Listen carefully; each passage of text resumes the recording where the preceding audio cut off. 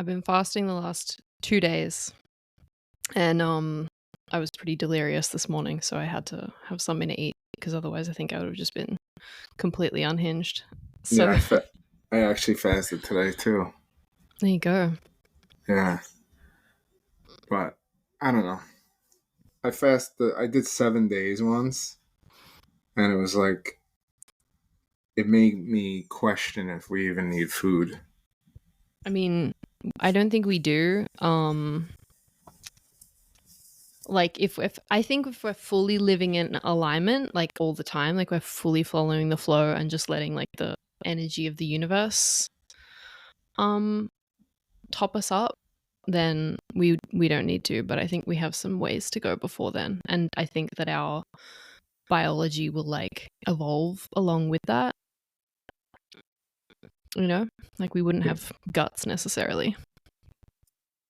yeah. I follow this guy who drinks his own pee and just fasts, and that's all he lives off of.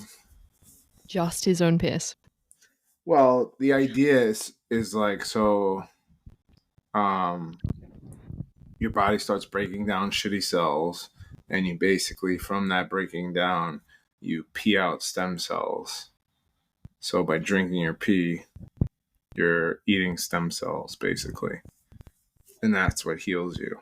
I'm pretty sure within the last several days you've said something like don't believe everything you see on the internet, and I feel like that applies right now. I don't know. After doing 7 days, I kind of like question it, to be honest. How did you feel after 7 days? I think I ate out of emotional connection, but I honestly, from day 5, I only slept like 1 hour a night, and I had a ton of energy. That's interesting. I've been into fasting since I was like in my early 20s. My grandma was like a self-taught naturopath, and she was like super into food and stuff, and fasting and yeah, just everything. And she gave me this book called Arnold Ehret's Guide to Rational Fasting or something like that. And man, that guy's wild. Like I think he did like 40 days once, Yeah. and he had like he turned his whole life around and cured some disease where he was like pissing out tons of protein, and he was like full fruitarian kind of energy, and then he'd just do like fucking month and a half long fasts. It's wild. I mean, if I feel like if you can control your urge to eat, you could probably really control anything. You know, you have to have a pretty strong willpower I to don't like think it's not about eat. control. No? Yeah, What do you I think? mean, I agree with that because I was a fruitarian for a while, in my early 20s, and it was horrendous. Like I couldn't go to restaurants to have like family dinners or anything because I'd just be like chewing the table. I bring like 7 pears with me. But I don't think it's about control. I think all of this stuff is just like a natural progression. Like you should just flow into it. Like I'm only fasting because I forgot to eat for a day. You know what I mean? Or I was only fasting. And then after a day I was like, guess I'm fasting right now. Like that's how things feel like they should progress for me. It's Yeah. just letting it happen. I mean, it's easier that way, you know?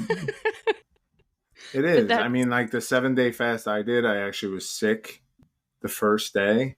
And then the second day, I didn't feel well still. And I wasn't like really hungry. And I was like, I did 2 days.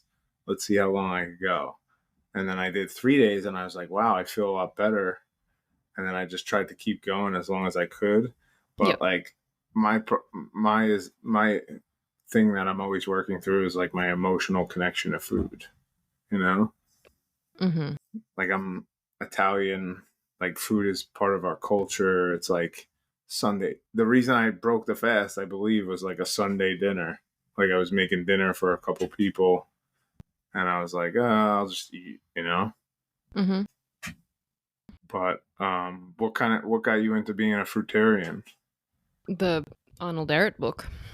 Oh, Because he's like he had a whole system where he was like you typically, especially if you're starting off sick, because a lot of people came to him with diseases and stuff, um you can't really just start fasting and then just eat whatever you want after the fast. Like you have to kind of prepare your body for it by eating like he basically likened eating fruit to like soap, and then eating like leafy green like cruciferous vegetables and things to like a scrubbing brush. So he'd like do fruit to like kind of loosen.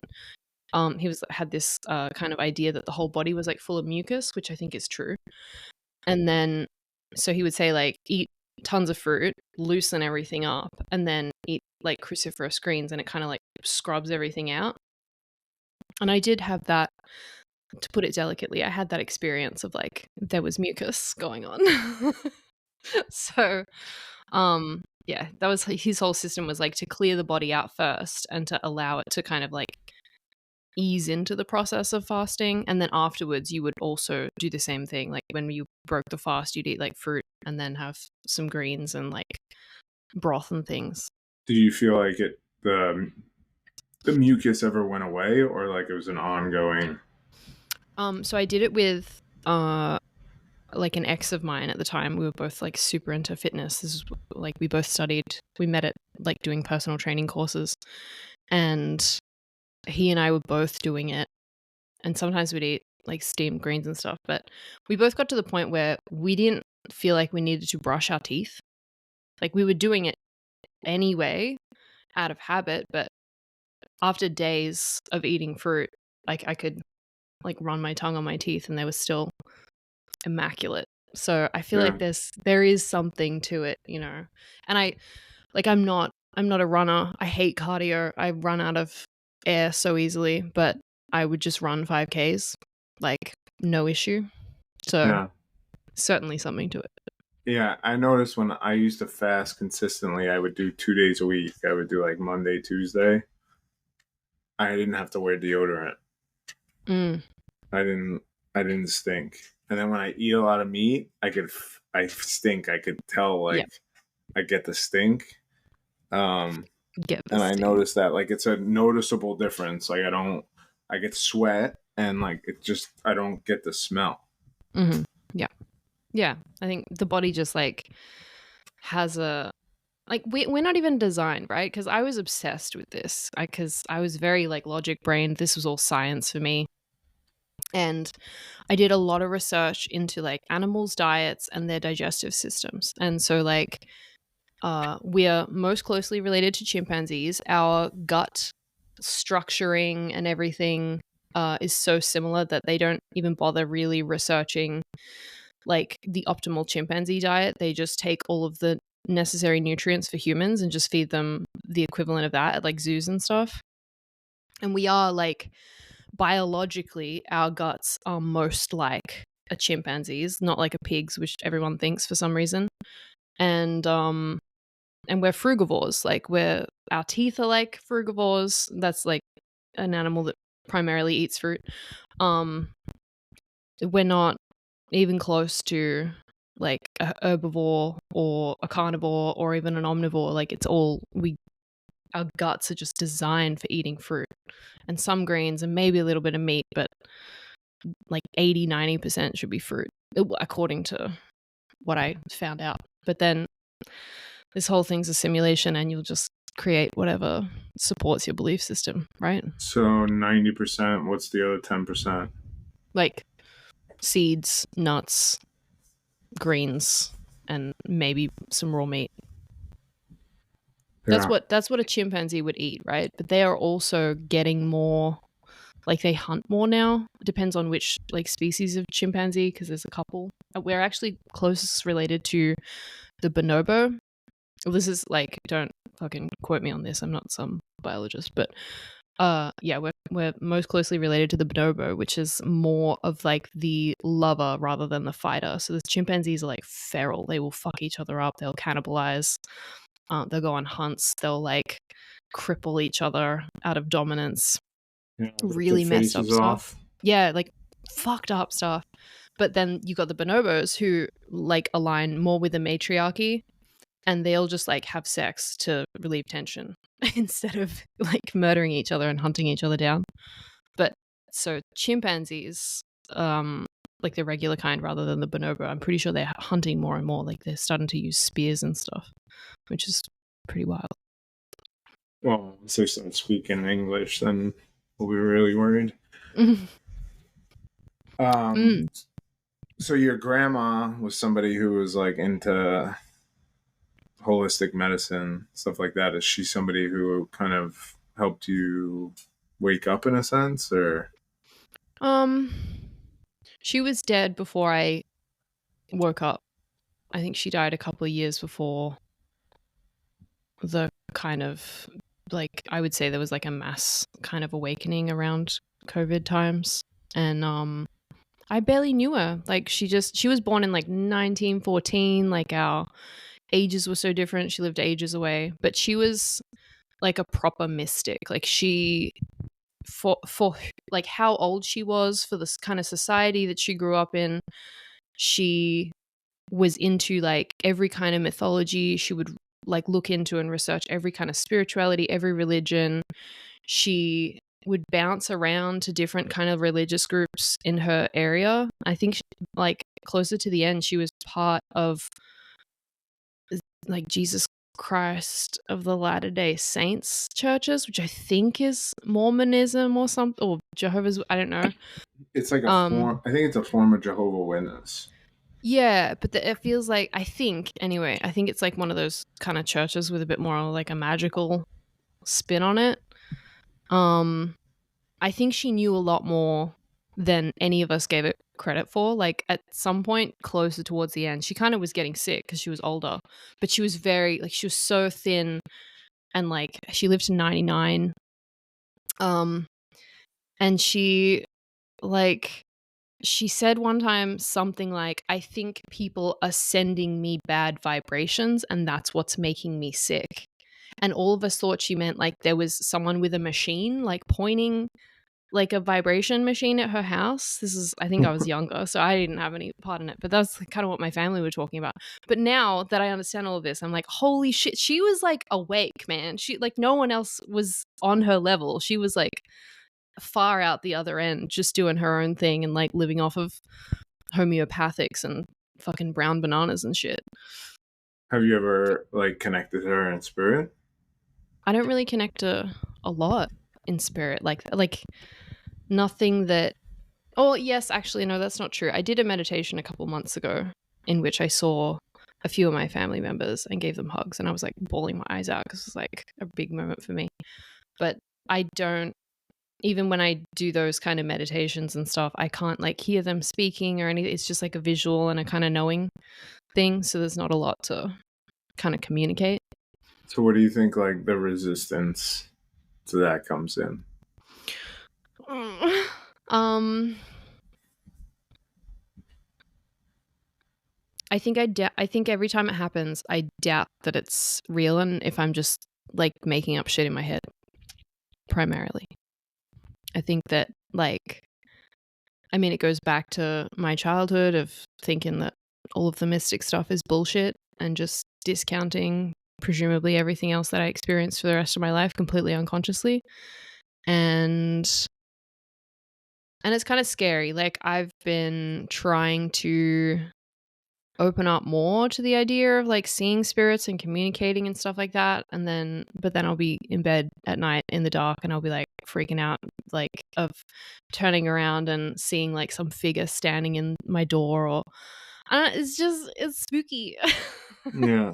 There's Well, like, something. why? Like, what if it is like? What if it is bullshit? Like, what if uh it is made up in your head? that I Like, think that's like primarily, it's like, I don't want to be gullible, I don't want to be tricked, I don't want to be an yeah, but you idiot. can look at it like, what isn't made up in your head? Well, yeah. um that's like, I feel like I'm kind of already on that level. Like, I understand that I'll create anything in my reality that supports my beliefs if I actually truly believe them.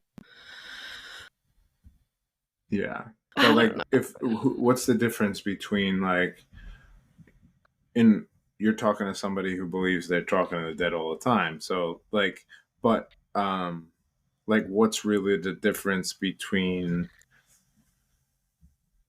God and dead, or You know, I God think and the subconscious. I think I kind of know what it is. Um I think that part of it is not wanting to be outsourcing my power. Like um having an experience in which spirit's telling me something to pass on to someone. It'd be my worst nightmare for that to just be like something that I want secretly, and I'm just kind of like projecting some make believe thing so that I can kind of be like, hey, like spirit told me this, so you have to believe it, kind of thing. Ironic that it's all kind of spinning about the collective right now in relation to the That's Aubrey Marcus thing. interesting because it's like, to me, I'm not really responsible for what I'm getting. Yeah. Like if I'm giving you a message, like taking responsibility means it's coming from you. It's not coming from you. It's Well, come it's coming from something else. you say that, and I believe it conceptually, but then last night I gave you a message that I felt like was coming from outside of me, and you didn't believe it for a fucking second. I didn't say I didn't believe it.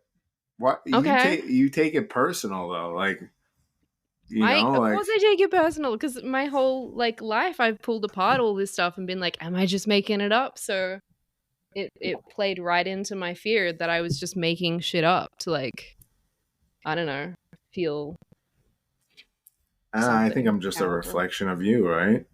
Everyone's just a reflection of me, as is, So vice I versa. remember even like sometimes people have like their conscious mind gets in the way of their mediumship. So I always used to teach people like connect to somebody who's a guide because then you can blame them Um, just that to get yourself out of the way. Like, like, oh, I'm talking to Archangel Michael and he's telling me you need to like this message. This is what he's telling me. So then it's not your personal responsibility. but isn't that like exactly what we were just discussing? Of like figment of your imagination creating something so that you don't have to take any responsibility for the message that comes through. Yeah, but it like the key point of all that though is like it's not yours. Like you're not giving the message. You're just you're just like the open translator, you know? Yeah. I mean, that's what I'm trying to really get on board with. But my reflections are pushing into those triggers.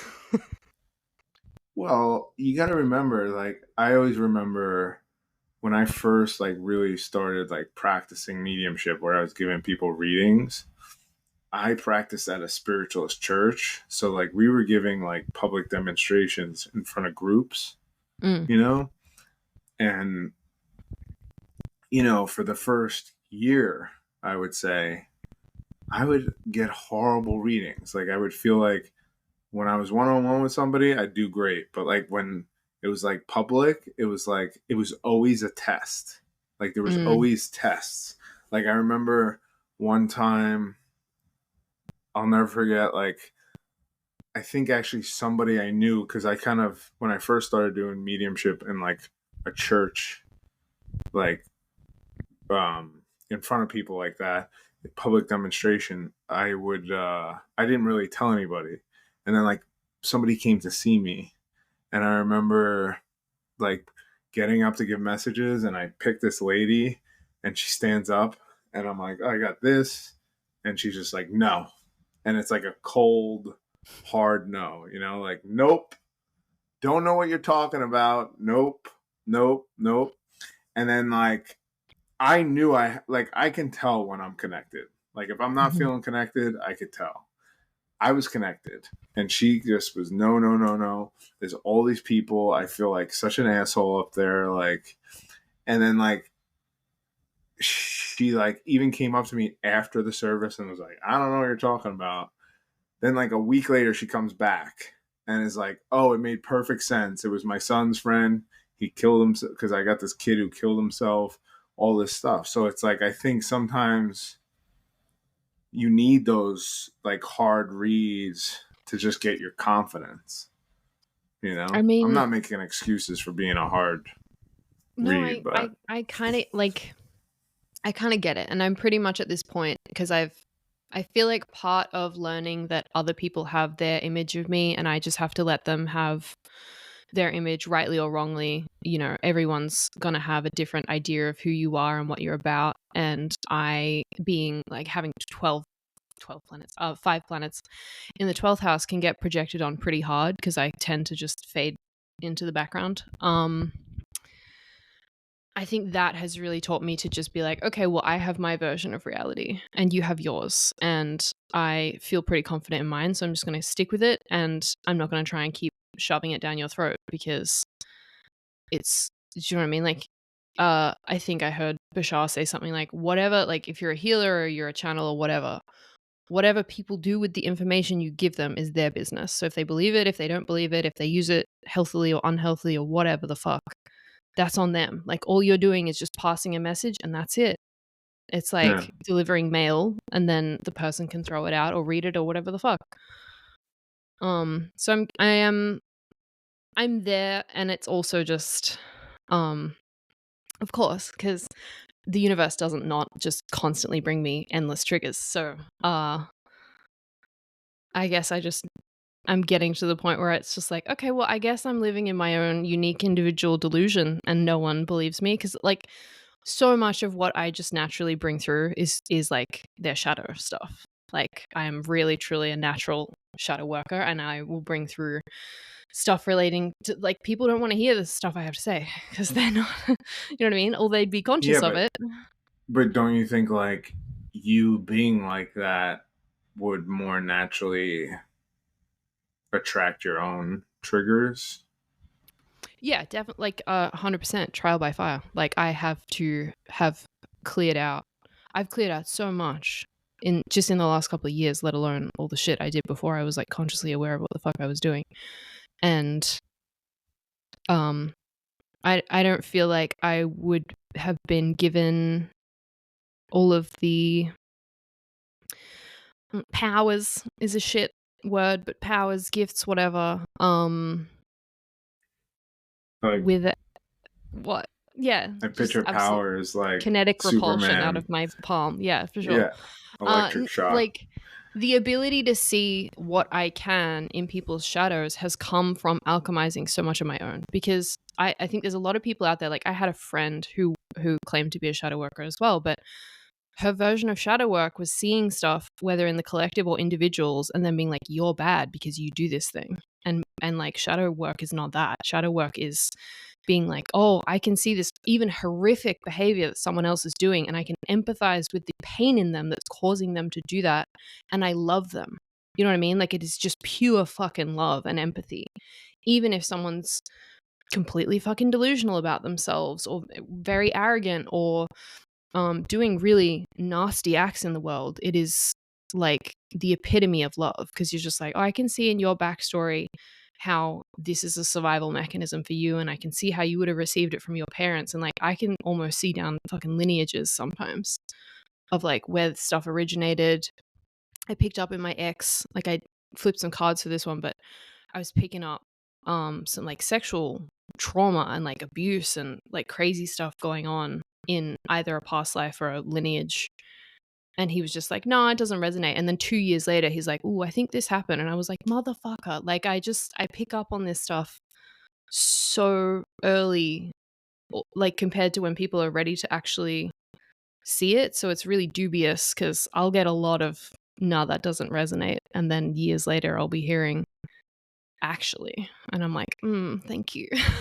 Yeah. Very Well, I vindicating. think you're just like I think some people just aren't ready to hear Yeah. certain things. Which is, it's so dumb because I'm just like, I think that, like, I'm like, why am I getting these messages to give if people aren't ready to see the stuff? And I guess that is kind of the aspect of the shadow worker or the shaman is like, you're coming to me for help solving a problem, or you're in, or, in my sphere because there's something that you want to achieve.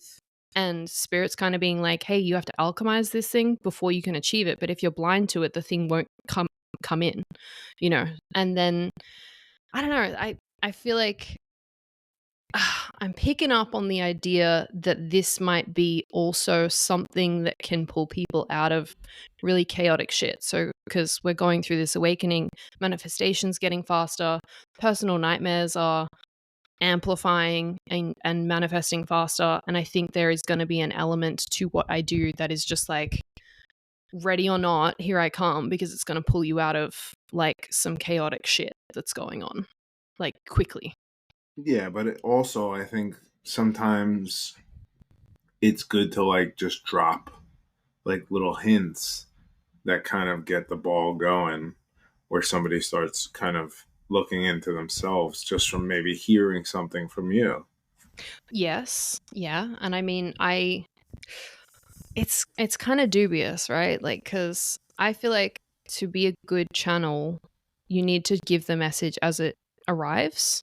Whereas like I tend to like pull a lot of punches and soften a lot of language and like insert a lot of like acknowledgement so that they don't feel necessarily so hurt hearing or receiving. um that helps theoretically, but I'm not sure if it does, because I think that delivering the message as impactful as I receive it would probably actually help melt the ego aspect off of someone more efficiently. Yeah, I mean, I don't think it's like, to me, this is my experience. You know, Mm. everybody's different. I just feel like my intention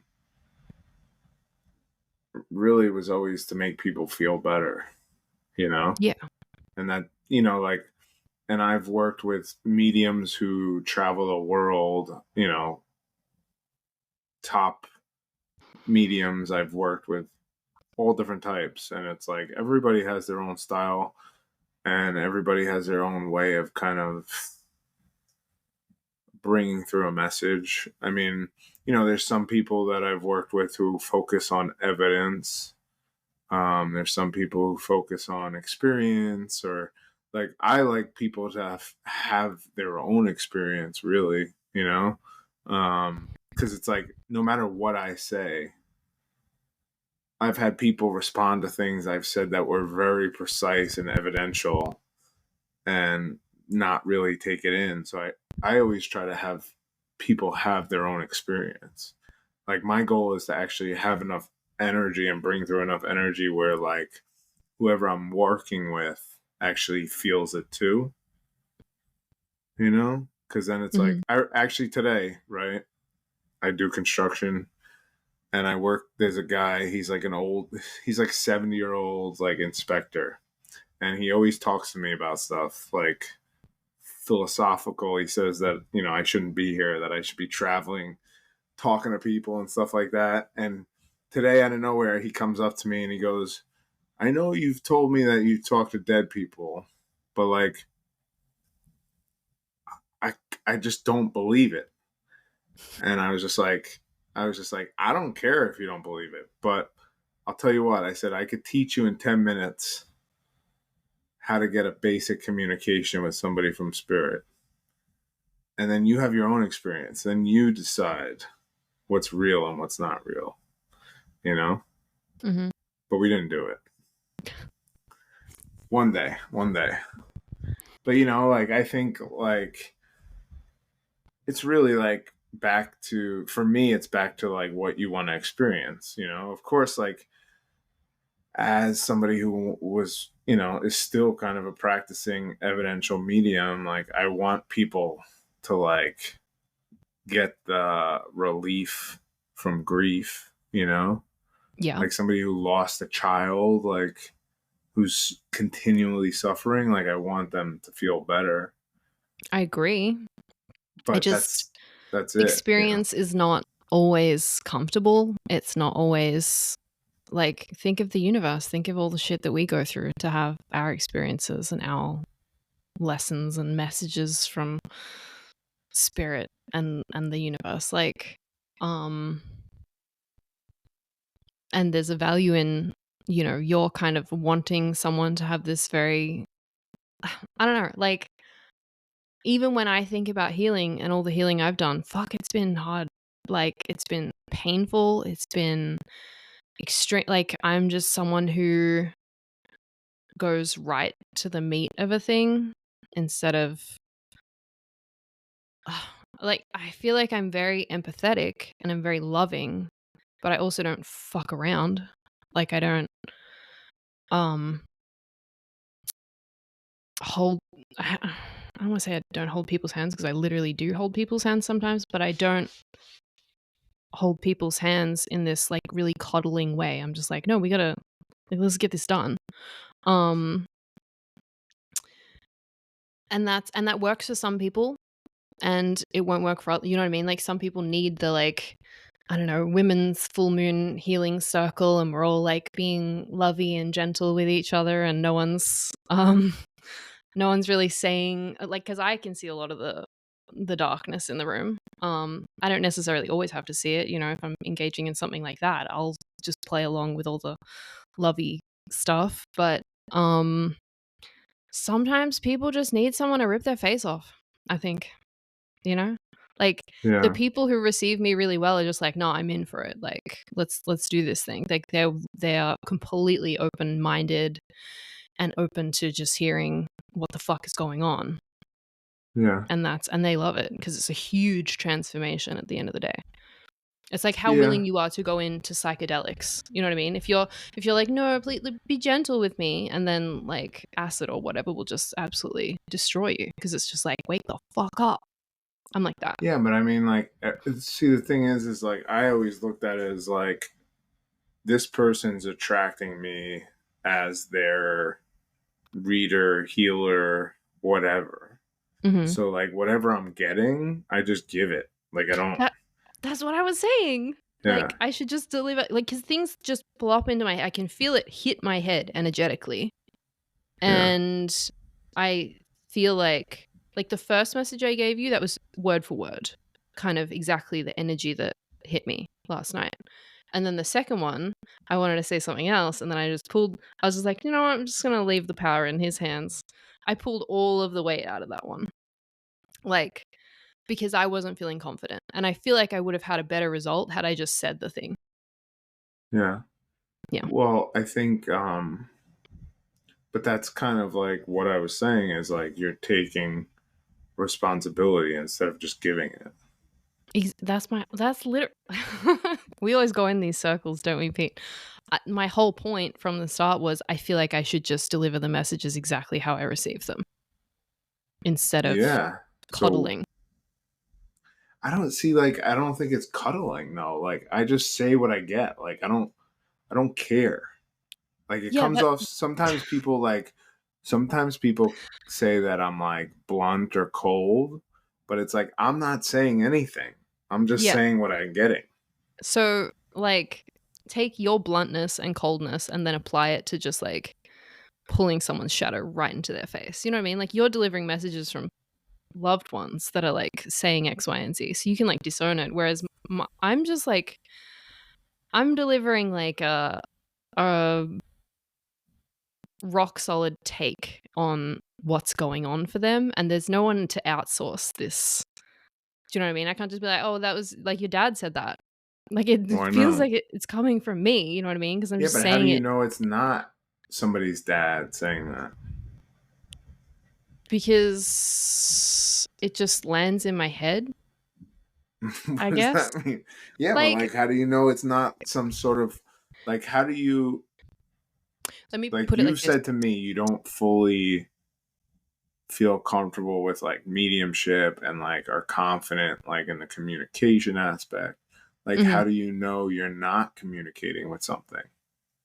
Um, because I Just think that theoretically. if it was like something, I think that something's working with me. You know what I mean? I think that there are guides. I don't know who or what they are. Um, but I don't know. I did try a mediumship for my friend who'd lost her granddad a couple weeks prior, and I flipped some cards to like kind of get the juices flowing. And I just embodied it. Like, there was no specific message, at least initially, that came through. I just, like, I saw these cards and I saw a reflection of her and all of these beautiful aspects of her, and then suddenly I was just flooded, like, almost to tears with, like, pride and love and all of this emotion towards her that isn't mine. And it's like, and I've had this in some of your mediumship teaching classes, like, whenever I start to connect with anything in spirit, it, like, gets sucked into my body, Yeah. and I just start embodying things, I guess. Like, it doesn't matter what it is, if it's a person or an alien or some deities. Like, I'll have them visualize in my mind, and then suddenly it's just like they rush at me and I am them. It's weird. Okay, but who's to say? Okay, this is making me think too. Like, if you, from what I'm hearing, like you've done a lot of work, right? So, Yeah. do you feel like there's a part of you that wants recognition for what you've done? Absolutely. Yeah, that's like primarily like I was talking to a friend the other day, a day or two ago, whatever.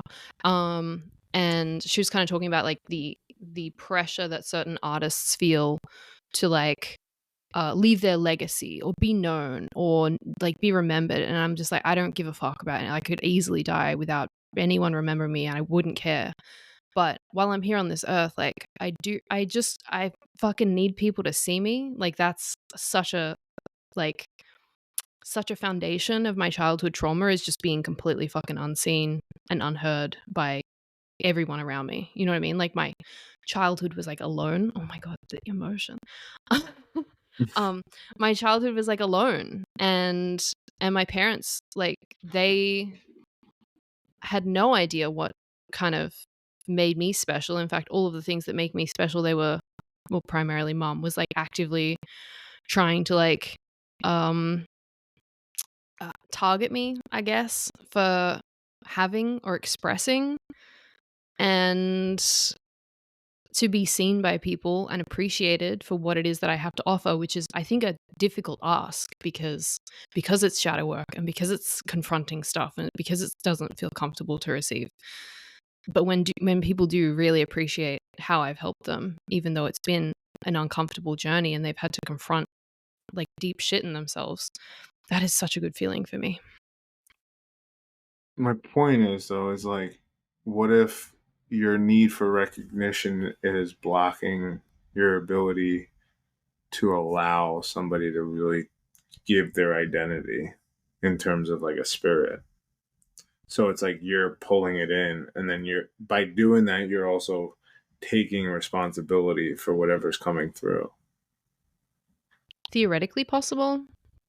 The time when I think your mentor could have been your grandma. Um, that wasn't like they didn't get sucked in, so to speak. Like, but what I did receive was claircognizant. Like, I think I visually saw her, and I saw like a torch being passed, but the rest was just like, again, like, it just plops into my head. And I am primarily claircognizant. Like, I just see things, and even when I tapped into you, right? Like, I didn't know that I was tapping in. I just thought I was just seeing a pattern in like our, I don't know, previous dialogues and what was happening in that moment. But you felt it like energetically reading, and it probably was. But that came through as just like just knowing what was going on. It was like having the bird's eye view Yeah. on a pattern. So, I know that you've spoke of like your relationship with your mom and stuff like that. Like, what Yep. is what do you feel like the shadow from the relationship with your dad? Dad. The primary thing I think with dad, at least what's remaining, is like, dad, I think in his family was kind of like the golden child, and he was like always chasing being acknowledged as like special. And for him, like, his love for me felt primarily rooted in the fact that I was his progeny rather than like an individual. He was like, "Oh, this is my daughter," and it was such an ownership thing. Of like, look at the thing that I've created, and even like a couple years ago, I was trying to kind of explain to him where I was at and what I was doing in terms of, uh, you know, I guess the wisdom that I've earned and all of the things. And he was kind of like, you know, I've got a lot of wisdom. Do you feel like you got it from me? Like his whole thing was just like that nothing about me is special unless it came from him, you know? Yeah. And that's devastating to feel like there's nothing special about you at all unless it's something that's a mimicking of a parent. Yeah. Like how does that correlate to like boundaries and energetic boundaries? Hmm. Like it feels like there's, I don't know. I get something with like boundaries, like, and maybe that has to do with like how you allow spirit to work with you in terms of like letting them in, or maybe like you're allowing them in too much. You know, like maybe you need some separation Maybe. I don't like. to allow yourself to kind of, I don't know, like my thing is like this is why I always try to teach general, you know, mechanics of things instead of telling you this is how you should be, because I just feel like everybody interprets things different and like works differently, and it's like I don't feel comfortable telling people how to be, Mm, you know, because I want them to find their like authentic version of it, you know. hmm. But I do feel like there's some sort of like um paternal like energetic issue with like boundaries, because I feel like almost like your solar plexus on your right side, which I always tie to like dad or like masculine archetype, masculine figure, and Mm. like solar plexus to me is always like energetic boundaries. Can you tell me any more? I have the Uh idea of something. I'm not sure if it's like. yeah, so I don't know. I feel like there's something connected to actually like your grandfather as well. Like there's some sort of trait that is passed down from your dad's dad. I actually feel like some male energy and spirit. um I mean, I can tell you about my granddad. I Well, never. what do you feel? Like I feel, I mean, yeah, do whatever you feel is you're pulled to do. I don't know. I mean, they were both. I think they're both autistic. Honestly, I think that my granddad had bipolar. He was very like completely detached emotionally. Not detached in like a healthy way. Like you would say, I guess, avoidant. Like my dad always talks about how he's had such a tough time. Even he's like 80 something now, and he's still just kind of stepping into the like, oh, maybe I could emotionally relate to people. That could be like a new thing for me. Um, and my granddad was much the muchness. Like he's just so wrapped up in his own world and wanted to do what he wanted to do, and everyone just kind of had to get on board with it. I don't know. Honestly, I don't know. I Yeah. How does that make I you mean, feel? Like that idea as like a person. Like does that uh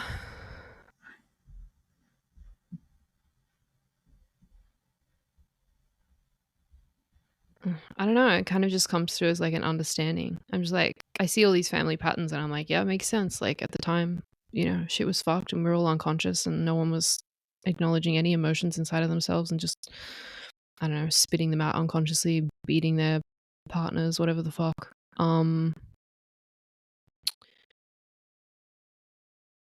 Yeah, I don't know. I'm thinking about the boundaries thing, and I'm like, well, maybe it's that, like if my dad couldn't see me as an individual and only saw me as like an offshoot of him, that's like a severe kind of not understanding where one person ends and the other person starts.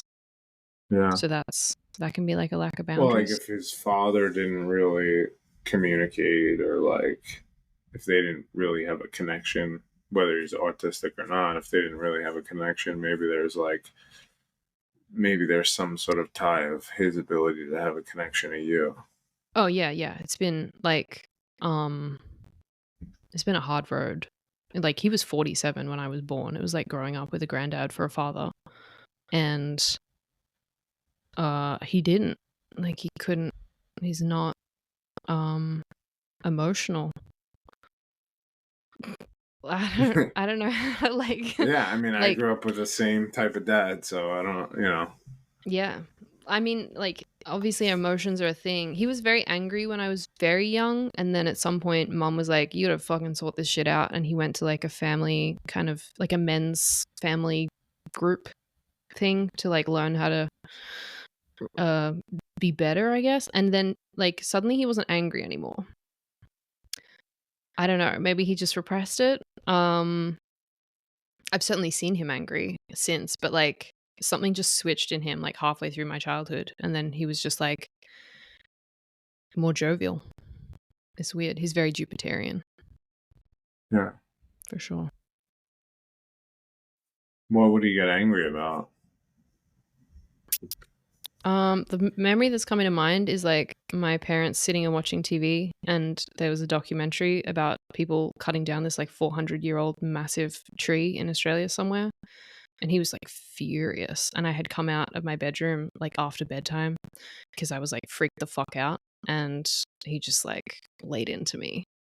Like I could say that a lot of my childhood was like me being terrified alone in my room because I think I did see stuff in spirit. Like I remember certain interactions happening, um and not like and being more afraid of going to see my parents for like comfort or help or anything than to just like deal with it and suffer alone in my room.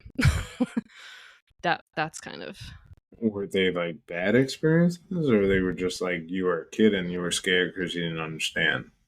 So the first one I can think of, the one that I'm thinking of actually is like I think I'd watched Jurassic Park, and I was like seeing and feeling and sensing the velociraptors coming after me, and I can still see it in my mind's eye as like the three velociraptors like circling the bed. And another one was like if it was too hot in summer, I'd be like dying under the doona. And then I'd like put my foot out just to get some kind of like temperature control. And then I'd freak out. I feel like there was like a goblin under the bed that was going to eat my toes. And so, this is so dorky.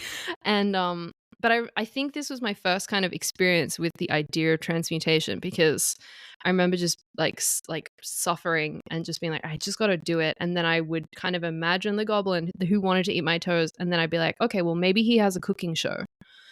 And I imagine like my toes hanging down, and he's got this like little kitchen set up in like the TV shows or whatever, and he's like chopping my toes off and like making it into food. And that was like, and then it was fine, you know what I mean? Like I literally transmuted the fear by imagining something Yeah. more entertaining for me. um yeah, it's like stuff like that. I grew up in a haunted house. I don't know if I've ever told you this before, but it was No. built, it was a very old kind of mansion thing, and it was built by a certain guy. Yeah, so I grew up in a haunted house, Okay. and I never experienced it. I never saw multiple family members saw him. My dad had an experience where he was sitting inside with all the windows closed and a plant started shaking like violently. Uh there was a time when my parents were like real good parents. So we had like these massive flight of stairs that was like 3 full flights because it was like super tall ceilings. and I fell down the stairs, and then halfway through I was just like caught by something, and then I looked up and just started laughing. So theoretically, maybe when I was very, very young, but I just never had these kind of experiences, I think, unless I've forgotten all of them. I don't Yeah. know. Yeah, I don't. Yeah, I don't remember. I feel like I don't remember my childhood that much, to be honest. I remember everything. I Yeah, want to say everything. I remember a lot. A lot of yeah. it's I like don't. shit. I wish I kind of remembered more. Like I remember certain things, but I don't remember having any. Like I remember being more psychic than anything. Like knowing something was gonna happen, or like that type of stuff, or like deja vu. But I don't really remember any specific spirit besides like dreams and stuff. But like I don't really remember anything like that. When I think about like the idea of kind of things getting sucked into me and just like embodying them, I think about um so Daryl Anker has spoken about meeting Bashar in dreams, which I would just say is on higher dimensional levels. And he said that he would see Bashar from like a distance in the craft, and they would like approach each other, but once they got to a certain distance, it was like he got sucked into Bashar and was seeing himself through Bashar's eyes. And I maybe think about it like that. Like it's I feel like it's risky to say because it's a frequency thing, but like things at higher frequencies, you'll feel like physically threatened or like you're going to die if they come closer to you or approach you, because like your ego feels like it's going to die, I think. So possibly that's an aspect of it. I don't Yeah, know. but why are you afraid of that? You've had experiences. No, I'm saying like I think maybe other things get like sucked into me. No, oh, yeah, but I'm saying like you're saying it. You feel like it's like you'll have an ego death, and that's why you're like resistant to it. I have experienced that before. Like um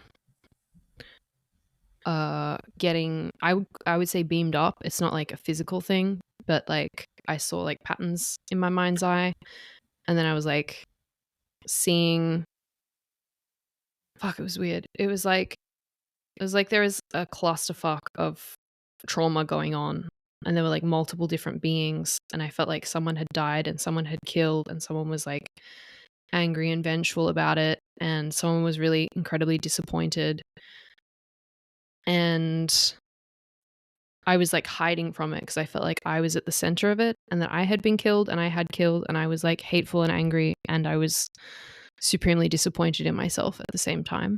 And I think that was what was going on, but it was not something that I could control, because when your ego like thinks that it's gonna, do you know what I mean? Like if I just put a bear in your house right now, like you wouldn't be like, oh, I could just stay calm. Like you would freak the fuck out, right? Like Yeah, but I think that's a lot. That's a lot different. No. if you say so, but like I wasn't conceptualizing it as this metaphysical thing. Like it just, like something in me thought I was physically gonna die, and then the second, because it, obviously whatever it was that beamed me up was like registering that this was happening, and then plopped me back into my body, and immediately I was like, fuck, like I've wanted this for so long, why couldn't I just lean into it? Like why am I having this experience? But it wasn't like, there's an aspect of you when you go up higher dimensionally that gets ripped away almost. It's like in dreams, like you don't have an ego in dreams. Stuff just happens to you. You don't think about whether or not it's um I don't know, reflective of something bad in you, or you don't feel ashamed, or you don't feel whatever. Like that stuff kind of has to bleed off. And I think that when we do it in dreams, we're kind of unconscious going up, and then we gain consciousness there and we come back down and we're like, oh, that was a really cool experience. But like going up consciously is a different matter. Like you literally have to let the ego like melt off in a way and let go of everything. And it can be difficult. Yeah. Well, I mean, in my experience of like, I used to sit for like trance mediumship for like 5 years with somebody Mm-hmm. who was a very like, um, I would say a world class medium. And we also did like physical trance mediumship, which is like you sit for seance, but you have like physical phenomena happening. Like we used to have ping pong balls fly around the room, and like they would move chairs and all this different stuff. Mm-hmm. But the point was, is like when you do trance mediumship, basically you are actually almost like going into the spiritual realm. Like you could feel yourself kind of go through the veil, which Mm. always to me feels like a mini like ego death, because you're basically kind of fading into like the infinite Yeah. and then allowing like the spirit to come through. Yeah.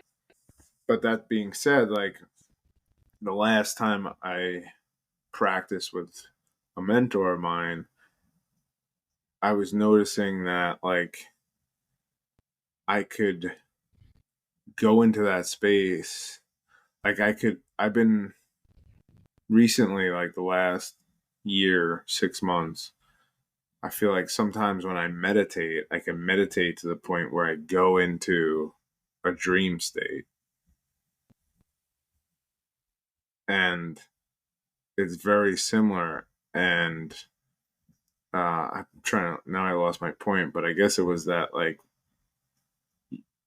you get to the point where you can kind of go into that state without, it's like a mini ego death, but it's like, I think you just have to get comfortable with the shock of it, Mm. and then like once, like I remember like the first time I really went into trance and went out, I remember like the feeling of like it's like this layer comes off of you and it's like a shock. But then Yeah. like the more you do it, the more it just like you don't get that initial shock.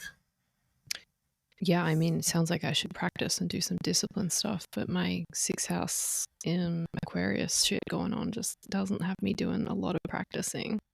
Yeah, I mean you don't have to practice. I think, I don't know. You don't have to look at it as like practice. Like I would look at it as like you want to have an experience. Yeah, and I mean, I do meditate, and I feel like I just face the void. Even so, last night, in like the depth of fasting, and I was just listening to songs on repeat, like underworld songs on repeat, and I was like I was in the shit. My whole nervous system was on fire, especially my spine between those 2 chakras we've talked about. And I felt like I was a glove for the universe. Like I just felt like I was like a skin on the edge of the physical and the non-physical. But even then, I'm just sitting there and I'm just seeing black, like I can feel all this stuff. It's not like a physical sensation. I just know all this stuff. Uh, but I don't know, it just, What do you know? What do you mean? um, I don't remember now. I recorded some of it.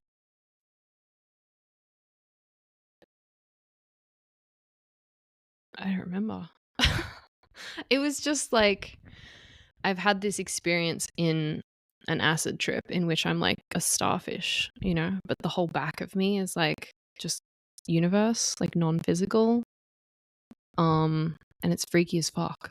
And that's all I can remember about last night, other than feeling like I was being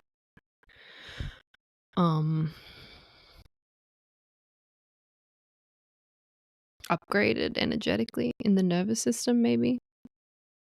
Yeah. But like, what feels freaky? Like, what about it Uh, feels freaky? it's so much power. Not like the kind of version of power that we've had on Earth, but it's just like so much the responsibility for self, the responsibility of one's own experience, understanding that it's all just a play. Like we're just literally imagining shit and like playing games with each other. And it's like when you're a kid and you have an idea of how a game should go and your friend has an idea of how a game should go. And like you can either be like on the same page and you have a lot of fun, or you like fucking start fighting with each other because like you want to play by different rules and different imaginations. It feels like that is the physical world. It feels like we're all just like playing games with each other all the time. It's a lot of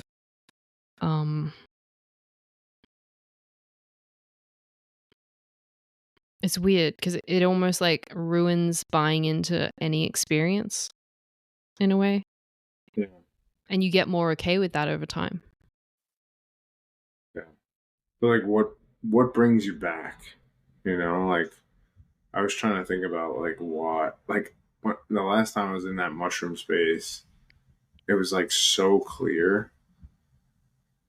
Like everything was so clear. Like like what the issues were. Like I felt like I was like enlightened. Like I had like an enlightenment experience, and it's like everything's so clear and you understand and you have this like peace, and then it's like you start coming back down and it's like I was thinking like I was trying not to like identify with anything. That was like my way of trying to figure it out. Like don't, like anything that comes up, it's just like that's not me. That's my identity. Like how do I hold that space of like feeling that so enlightened and like understanding and like seeing as everybody as my projections and like just yeah, I don't have it anymore. Um I think that for you specifically, you try to mimic that with all the I don't care stuff. But those aspects of you do care. So like when you're up that high vibrationally, you genuinely don't care because you're just like, oh, it's just all a game. But then when you come back in and you start buying into like the belief in things again, and I feel like that's part of the game. I feel like that's like you are meant, like your physical body, your body and your mind is your ego. It's how you interact with time and space. You can't not have one. You can create the illusion that you have one, but then, if you haven't actually integrated your shadow, you typically just push everything into your unconscious because it's like you're trying to be too enlightened too fast in a way, and you can't actually pull it off.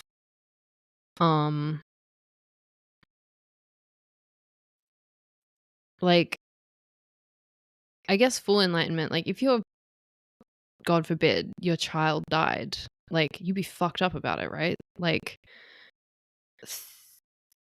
true enlightenment, you might not even bat an eye because you just like know that they're on the other side and be able to interact with them.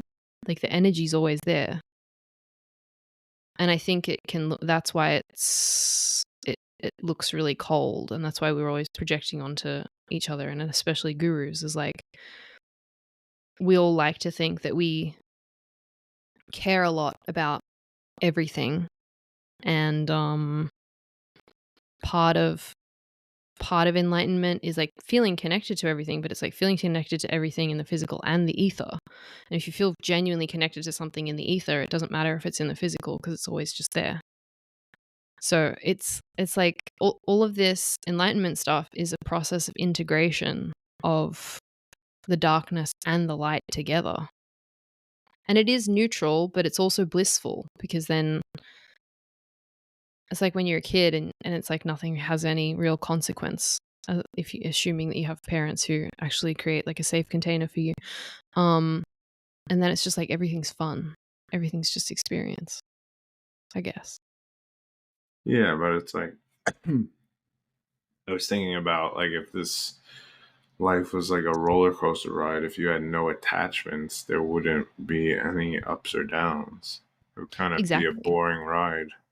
Exactly. And that's to mention Bashar for the upteenth time in this episode. He kind of says it's more fun if you just kind of go with the flow and you follow your excitement and you let however things result affect you, however they affect you, and just then examine the belief. Whereas, like, certainly for me and probably for a lot of other gurus, we're all kind of just like running towards this enlightenment concept. We're like focusing on integration rather than the experience, I think. And you do get to a certain point and you kind of go, okay, like I think I've integrated enough and maybe I should just focus on the experience now. But um I don't know, it's like it kind of does take the fun out of the game in a weird way. It takes the stress off too, takes the fear out Yeah. of it. But it's like it's a double-edged sword because it's like either you experience that polarity and you just take it all for what it is, or you can focus yourself on becoming very balanced and centered, and then it does take the dramaticness out of the game. Yeah. I think I want the dramaticness out of the game. All right. I want the mellow. I wanna rest. I wanna relax. I don't I don't really care for the ups and downs anymore. I just want the ability to be like creative and, you know, put stuff out there and just, see what sticks. Makes sense. You still want the polarity? Um no. I'm When I get on a ladder, I just keep going, you know? Like it's all in my human design chart. It's the maturation thing. Like once I start an experience, I don't really slow down, or like I can't uh buy out of it until it's done. And then I've got the transformation thing as well, which is just like if I want to get to the top of something, I will fucking get there, you know? Like Yeah. for me, the most exciting aspect of life is all of this transcendent stuff. It is the self integration. It is the shadow work. It is finding more and more of me. Like that's like peak experience for me, and like helping other people do it as well. But like, I don't give a fuck about anything. I don't want kids. It'd be nice to have like a house so that I can not stress about rent. But like, I truly don't give a fuck about any of this physical stuff.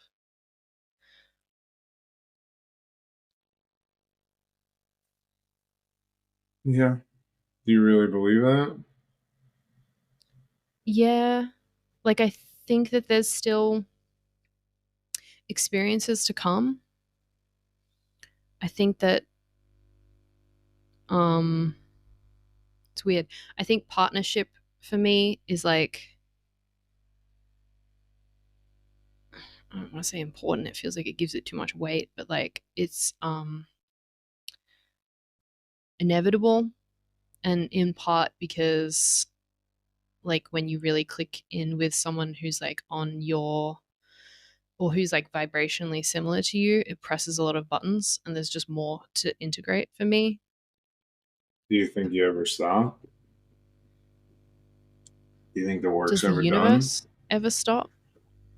I think I Uh, think there's just levels of, I think there's levels of enlightenment. I think even when you reach kind of what we on earth would call enlightenment, which is like, I guess, transcending the physical state, there's way more layers to the universe than just that. It's like every infinity has an infinity of infinities within it. and without it, you know, like it's literally infinite. It's just exploring different things. So you're never gonna get it done. The universe doesn't stop.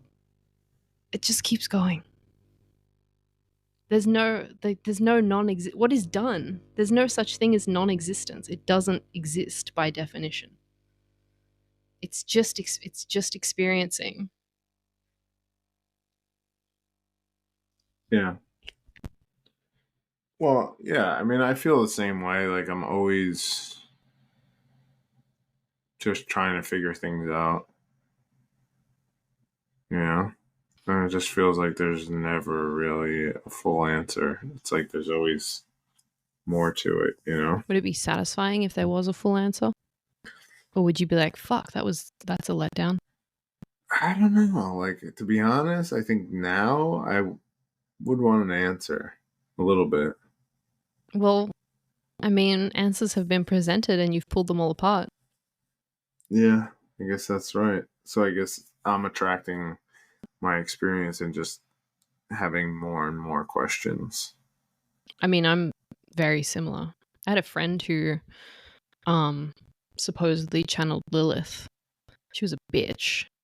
And Lilith was a bitch, or the girl was a bitch. Your friend was a bitch. Lilith was a bitch. And well, she's a bitch because she said something like, we've been watching you, like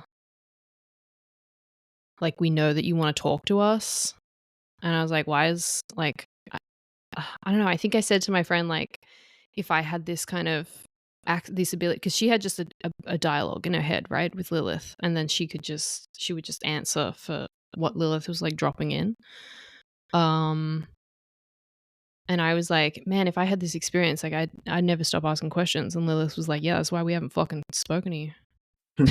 I was like, yeah, okay. But you said we. Who's we?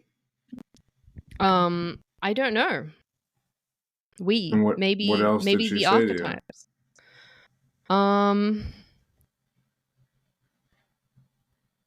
Look, this part of why I take it with a grain of salt, whether this person was channeling Lilith or was just schizophrenic. I'm not sure if there's a difference anymore. She kept saying I was wise. She said, because like I kind of presented my perspective on the universe. What else did she say? She said, fuck, I just had something and it left. I don't know. She was kind of like, humans are like really whingy and whiny. But then the way she was saying it was like she was whinging and whining about it. And I kind of, I handed it back to her. Like I gave her some shit. And she was like, you know when you kind of simultaneously impressed and a little butthurt? It was like that. What's your Lilith in, do you know? In the 4th house in Capricorn, which is very like mother-father energy, isn't it? I don't even know. I know Lilith just went into Scorpio, right? Mm-hmm. Because I remember that. But I don't even remember what my actual Lilith is in. Do you want me to tell you? Oh, why you have it? Lilith is what? Like the dark feminine archetype? Is that basically... Well, it's a lot of things. I would, because I'm like very into like psychological astrology. She's like the place in which you have been scorned. Like if Chiron's like your hardest wound, Lilith is that thing that like just inspires that kind of like fucking flaming fury from within. That like, I don't know. The phrase like "hell hath no fury like a woman scorned" comes to mind. Like feeling like you've been kind of affected or like overlooked or put down in that area of life. So what are you supposed to do with that information? There's a lot of things you can do with astrology. It's all just like including the physical world. Everything's just like integrating aspects of self, I think. You know? All of these charts are like just tools. And it's stuff, you know, I mean, I've heard gurus recently talk about how uh astrology is basically fake and bullshit because, you know, if it says on my astrology app that Jupiter's in, I don't know, Aquarius, it might actually be in Pisces or Capricorn or something. Do you know what I mean? Like in the sky, it's not actually lining up. And Yeah. we kind of have this system that's built on stuff that isn't accurate anymore. It's built more on math and logic rather than like the genuine true reflection of the physical. Yeah. And I think at this point, like something I realized a couple weeks back was like paradox and cognitive dissonance are the same thing. Like paradox is being able to understand that there's different perspectives outside of you and holding space for all of them. Cognitive dissonance is exactly that energy, but flipped inwards so that the outside can be like one solid reality where there's a capital T truth to everything. And inside, you're like completely fragmented so that you can kind of like unconsciously buy in to things. And really, like, part of the ending of consensus reality, which is happening now more and more, is seeing people buying into beliefs that are like taking them on completely different trajectories away from what was the collective, and everyone's on different, it really feels like everyone's on different kind of trains and paths now. Like we're really going to start seeing like schisms of belief in reality reflected by the collective, because as soon as you start believing in something, the universe starts presenting you more and more evidence for it. So if you buy into like charts and stuff, naturally you'll just see elements reflected back at you. Like I read astrology intuitively. If I pull up someone's chart, stuff just starts jumping out at me in my mind. And that's what I relay. But that's just, I'm just tapping into spirit and they're just delivering me things that they need to hear. And the chart's just like a prop. It's like a fucking, it's like a toy hammer and you're pretending to be a real carpenter or something. Like it's just, we're letting go of the need to strictly control everything with like logic and evidence, because evidence doesn't, it never did exist, but we all believed that it did. Yeah. That makes Well, sense? it's your experience. I mean, your perspective. Mm. That's the truth But everyone's for got you. different truths. Exactly. That's the truth for you. Yeah. Your Lilith is conjunct to your Mercury in the 9th house in Capricorn. What does that mean? Have you ever felt like maybe your intelligence was lacking, or that people didn't respect it, or maybe the way Not you really. communicate even? How about how you I, f- talk? I feel like I don't, um, with words, I don't communicate as well as I understand it. Mm-hmm. Like, I feel like I have a better understanding in my head than I can actually express it.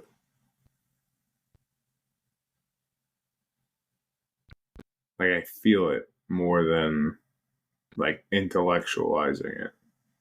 How was that received when you were young?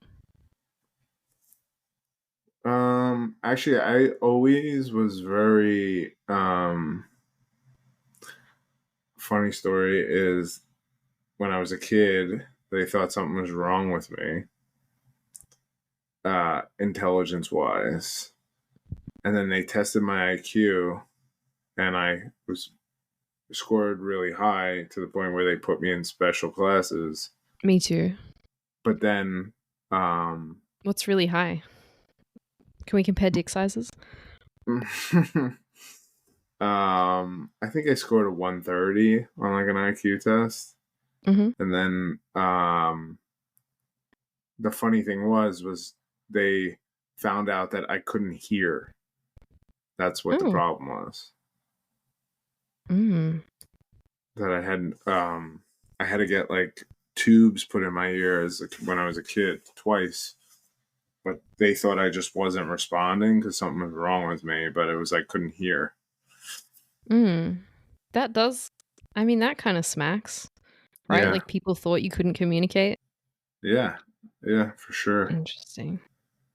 I don't know. I feel like people don't really understand what I'm saying a lot of times. Or it's like I get the feeling like people don't understand what I'm actually trying to say. You know, part of the reason why I like to have the camera on when we record is because I can't hear when you're smiling. Can't hear one. Like, you know, when, like, you can hear that like, if you close your eyes right now, you'd be able to hear that I was, like, happy and smiling and enjoying myself just based on the tone of my voice. Yeah. Does that make sense? So, like, when I'm on the camera with you, I can see that you're smiling and I'm like, cool. Like, I can see how you're receiving things. But then when I edit the podcast and I don't have the video anymore, you sound so, like, cold compared to. Is that. Do Is I that come on? Do I sound cold? Really? like cold in the sense that you sound super serious? Cold in the sense that you sound like you just like don't give a fuck about and that's so like Lilith conjunct Mercury as well. Like, Yeah. yeah, it's just like it sounds like disinterest, unimpressed kind of thing. Yeah.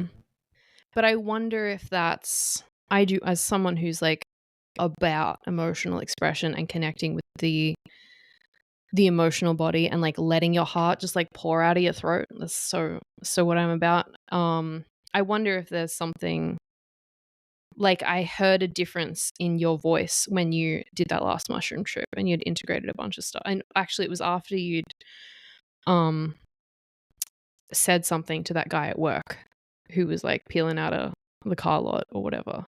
Your Yeah. voice had expression in it that was different to anything that you usually have. It was like lighter. It sounded more childlike, like you were actually enjoying life and you were like excited. And this relates to, I think, what I tapped into and sent to you on TikTok that first time we were talking is like, it feels very protective. It feels like you're trying to like pull your enthusiasm and your passion back to guard it instead of just like letting it bleed out into the world, which is kind of what generators are keyed to do. Yeah. I don't know. I feel like I definitely judge people who are over enthusiastic. Yeah. Like it feels like fake to me. Yeah.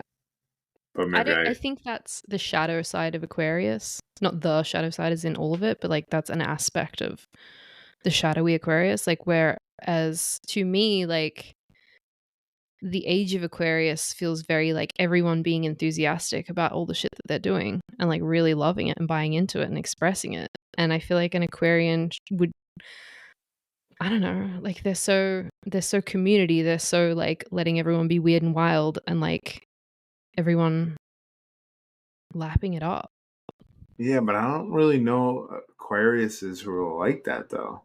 Yeah, because everyone's fucking damaged, Pete. Yeah, that's true, I guess. I Everyone's feel like so most fucked up. Aquarius I know are kind of like me. Like they're kind of like I feel like low key Aquariuses get like the biggest um like lacking emotion. Like you see it on like memes and stuff. Like Aquariuses don't have emotion, which I don't feel is true. Like I know I have emotion. Everyone has emotion. Yeah. Everyone that's ever said to me like I don't feel emotions, I don't have emotions, I'm just like, no, you're just you've just pushed them into your shadow. You're fucking repressing them.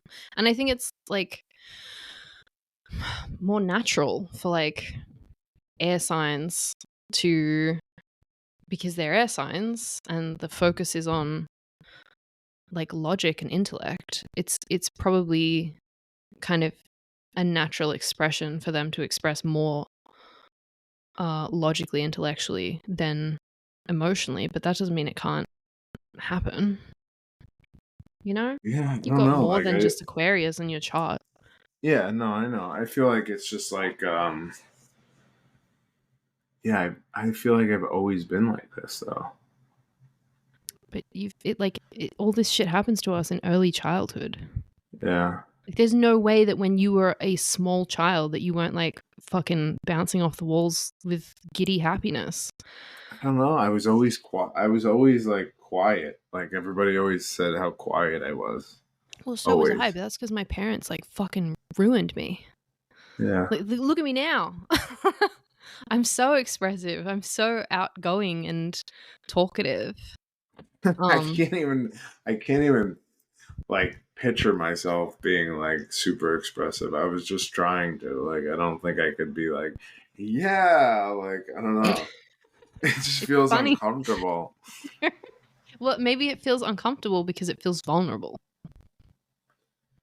Yeah. I mean, I'm not disagreeing with you. I just think Mm, like when I see somebody who's like overly expressive, my first initial thought is always like, all right, we get it.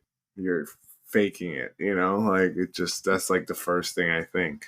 that is such a shadow reflection. Yeah. I've never heard of anything so shadowy.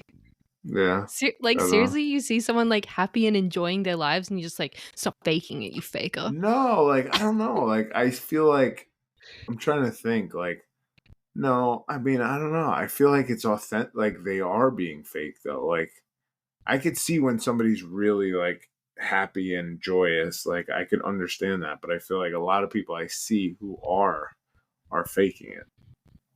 I think that um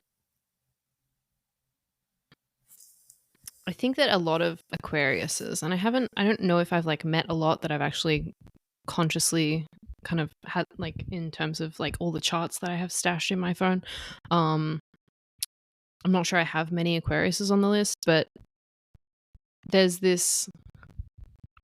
I think you could definitely conflate being too cool for school in an artificial way with being authentically cool, even though it's kind of being inauthentically cool. Because I think at this point, we kind of all know, and maybe the Aquariuses are just like the last ones to get with the program, that passion and authenticity is the coolest fucking thing in the world. Like when people's like really owning the stuff that makes them happy and like leaning into their passions and their expressions, like that makes someone so attractive, Yeah. you know? Yeah, I'm not disagreeing. Like I feel like I wanna feel that. Yes, because you can. Yeah, but I just don't feel Because it. it's Yeah. scary. Because I it's don't know vulnerable. if it's scary. Like I don't yeah. It's vulnerable. It is vulnerable.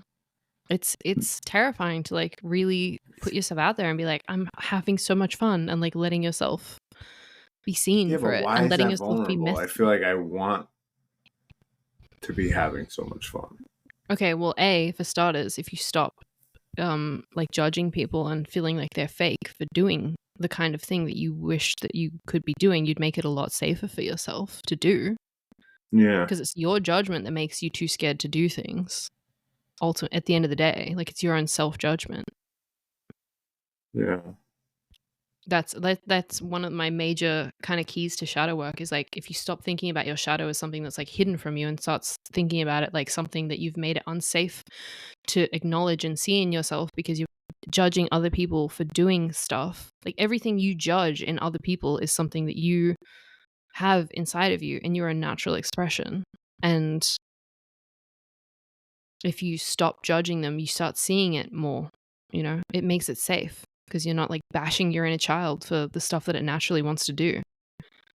Yeah. See, it's just like I can't stop laughing internally, picturing myself being like excited.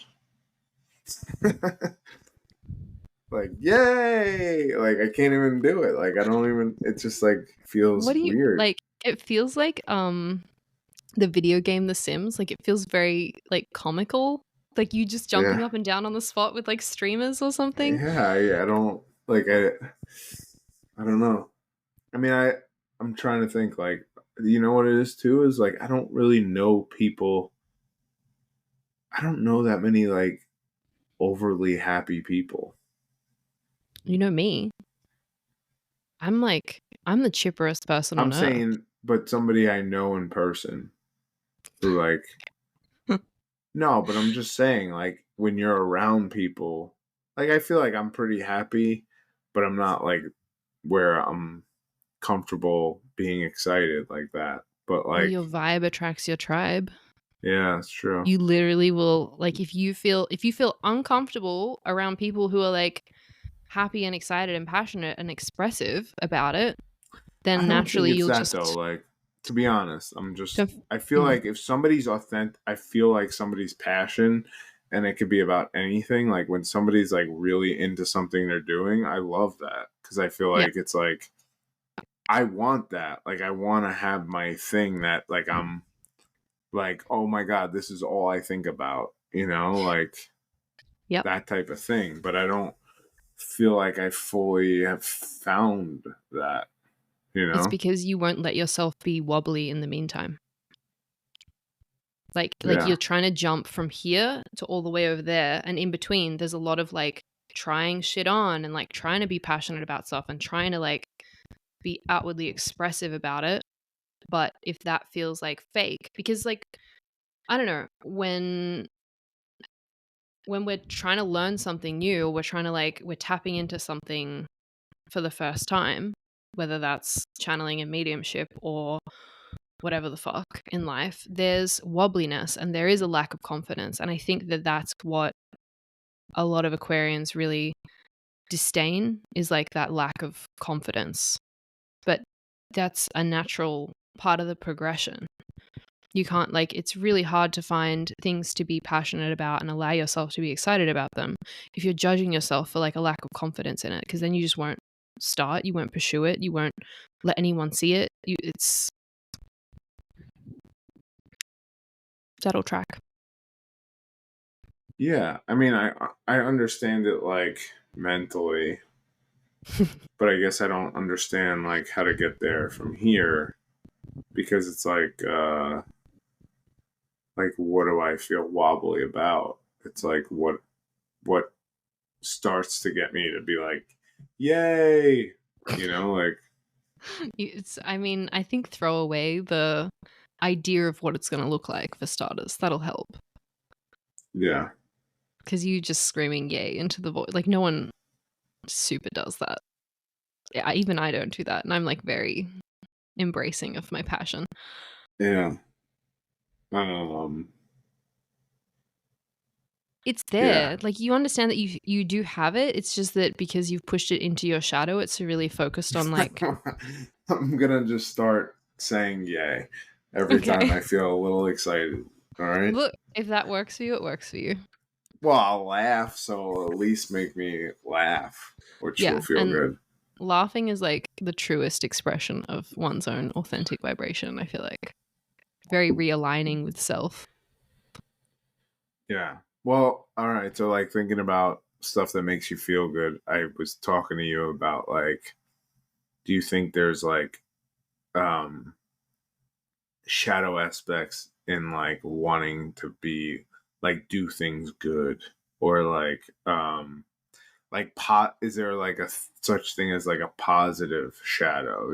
It's like, I do this to feel good. No, because I think it's like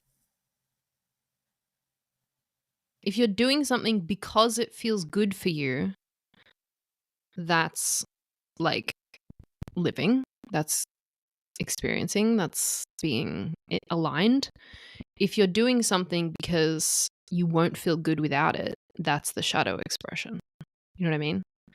It's like, I don't know, sex feels good for most people, but then there's a lot of people out there who like don't feel complete unless they're fucking, chasing or engaging or whatever the fuck all the time, because it's just like filling a hole that cannot be filled because there's like a shadow thing going on. Yeah. Makes sense? Well, I think, like, see, this is kind of, I think we talked about love the last time we talked or whatever. And Mm. I was saying, like, unconditional love or just like love, it's like, you're still kind of like attached to the feeling. Hmm. So it's like if you're attached to the feeling, it's like you're pulling that feeling in. So even if it's something that is positive and feels good, you're still attached to how that makes you feel. Yeah. So if you're like seeking love externally, that's, I would say, negative in the sense that you're like avoid for it. You know, you're trying to like suck it in. But love is really something that needs to come from inside out first. And then it just like amplifies because it's a positive thing. Like if you're expressing love outwardly, that's when it starts feeling really good for everyone involved. And you'll get that reflected back at you. If you are chasing the feeling of being loved, there's something that needs to be integrated. Yeah. Yeah. Well, like, I don't know. I just think about, like,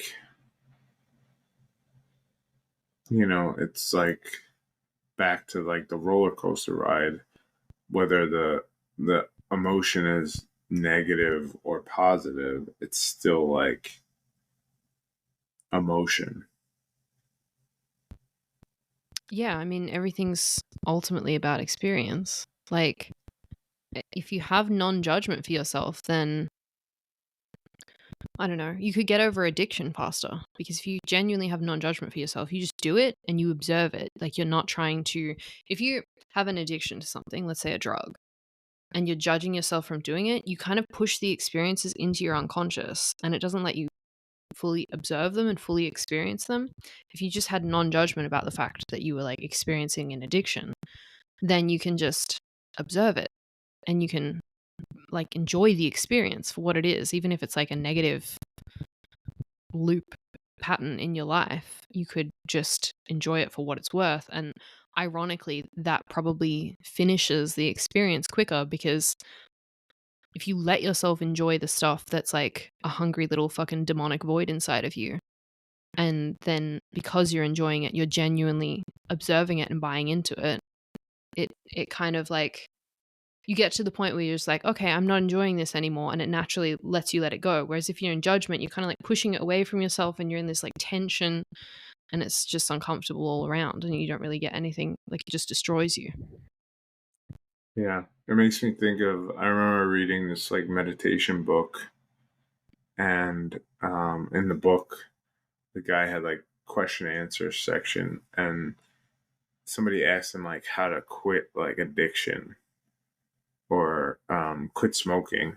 And he was saying that like the next time you smoke, like really focus on like the act of like doing it and Yep. like love it fully and like really try to like savor it like every second of the experience, because then like you'll really start to understand that it's not good for you, like Yep. by like observing it from that perspective.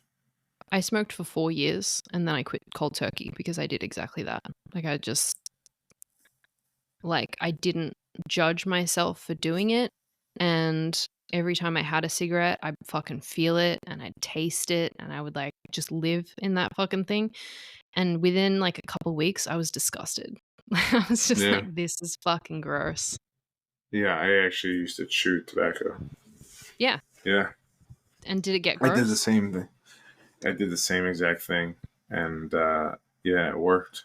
Like I Yeah. quit cold turkey, just like observing it, and yeah, it really does work. I don't know. What did you um experience last night when I dropped all that stuff on you? Uh I just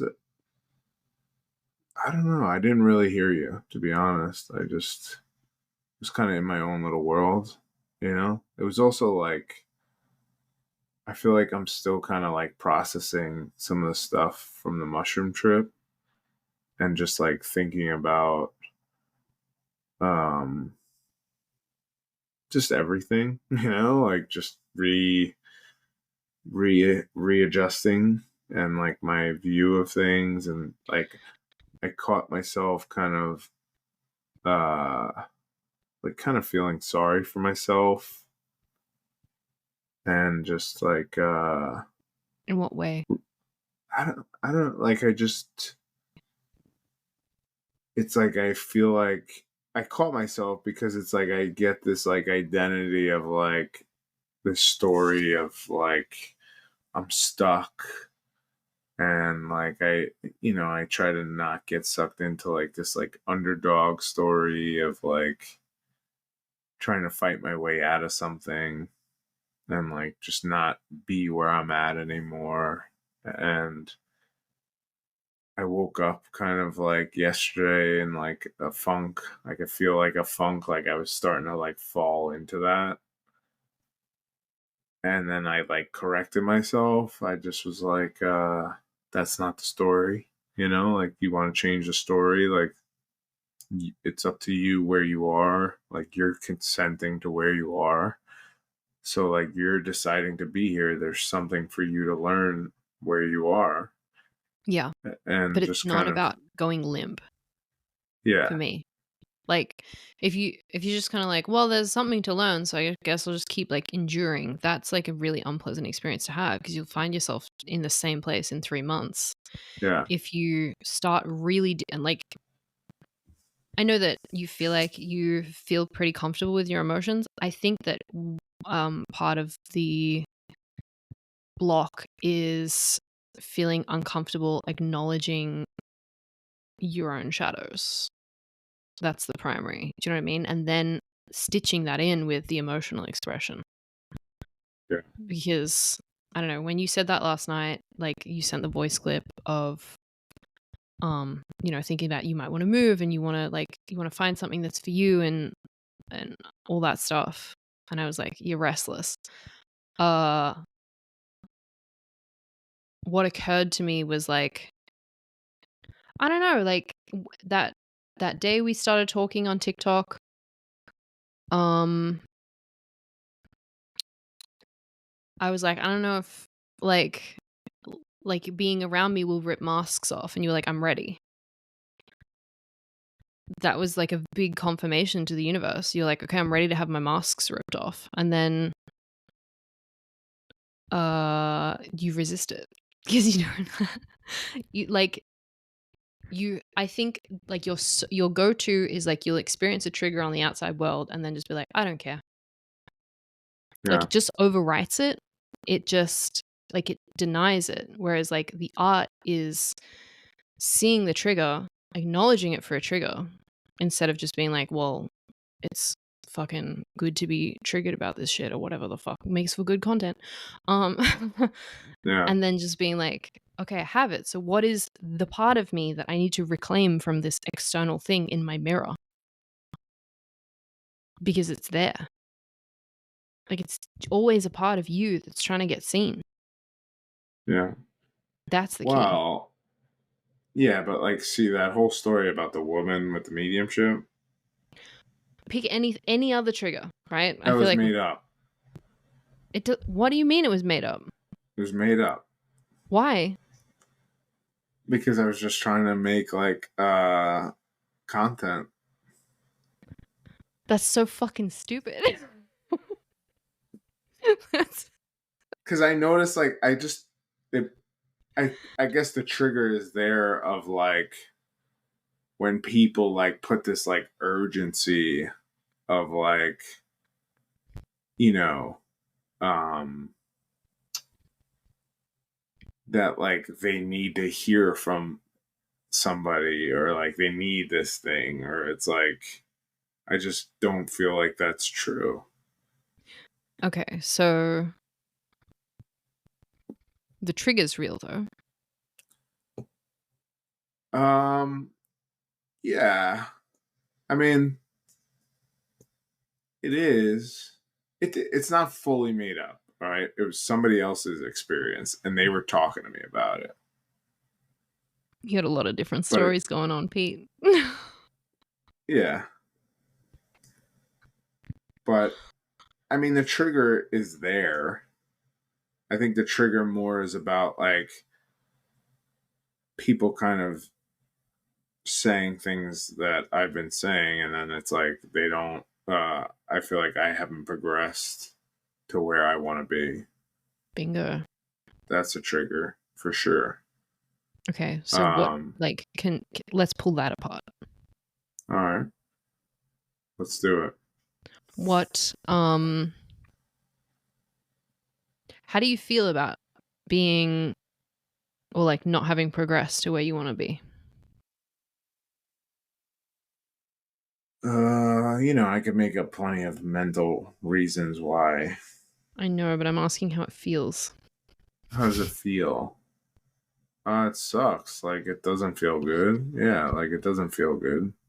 But that's a double negative. Tell me how it feels. It's not just it's not good. How is it bad? Like, what's the bad feeling? Is it disappointment? Is it feeling like you're not Sadness, I would say. sad? Okay. Yeah. Okay. It's like sad that I'm not where I want to be, you know? And is there like more to the story of feeling sad about like not being where you want to be? Is it more like I'm sad because I'm not where I want to be and that's making my life worse? Is it I don't know, like what's pull it apart a bit more. Why does it make you sad that you're not where you want to be? Why does it make me sad? I don't want to be. I feel like I just don't want to be here where On I'm earth? at. No, like just um where I am, like especially like career wise, not where I want to be. Like I don't want to be I feel like I'm like a slave to like the system, Like I want to be outside the system and I feel like where I want to be is like somebody who's like free of like um any sort of restraints that kind of lock me in somewhere, Like I would say the biggest thing is freedom. What is the Like system to you? just like, Because like the 9 to 5, the like structure, the like everyday, like, clockwork grind type thing. and you'd rather be doing I mediumship, really just shamanism, rather pick be flowers. free. Like I don't But what really does care freedom how look like? I don't care how I get there. That's the thing. Mm. But I feel like mediumship or like the spiritual stuff or like doing this podcast or something where like I have it's much more free time. Like that's all I really care about. I don't care how I get there. I think that exiting the system at the moment is more about finding the thing that does make you overjoyed and at least currently monetizing it in some capacity. Like, you're someone who likes discipline, right? Like, you like structure to your life. You like getting up early and going to the I'll do gym. my own structure though. I don't want anybody giving me structure. Right. But what do you want that structure to be composed of? Because if you just have an idea of what you don't want, then that's all you're going to get. You need an idea of what you do want. And just saying, like, being free isn't enough. Yeah, but I know what I want. Like I want, I'll still wake up at 5 in the morning, go to the gym. I'll still, I'll do stuff, have a podcast, do art, write more, more sessions, more clients, Patreon, whatever, all that stuff. Spend Mm. more time alone, quality time, more time alone, nature, There's travel. such an element in this of like, I feel like these two things tie together. You finding your excitement and genuinely allowing yourself to express it and getting that freedom. Yeah. I mean, They're so hand in hand. I was really excited about the like fixed star stuff, but it doesn't seem like it gets any traction. Mm. Like I even made new sessions on my website just doing that, and I genuinely feel like I got a lot from it. Like I feel like working with those stars kind of helps you like bring up unconscious stuff, and like had experiences where I felt like it brought up unconscious stuff, kind of like what I want, you know? Mm-hmm. But it doesn't seem like it really is getting that much traction. You I know, can I feel the write about it. sadness.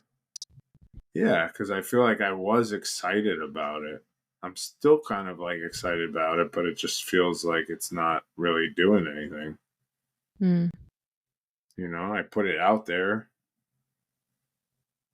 but I don't know. Maybe it's just not something people are into.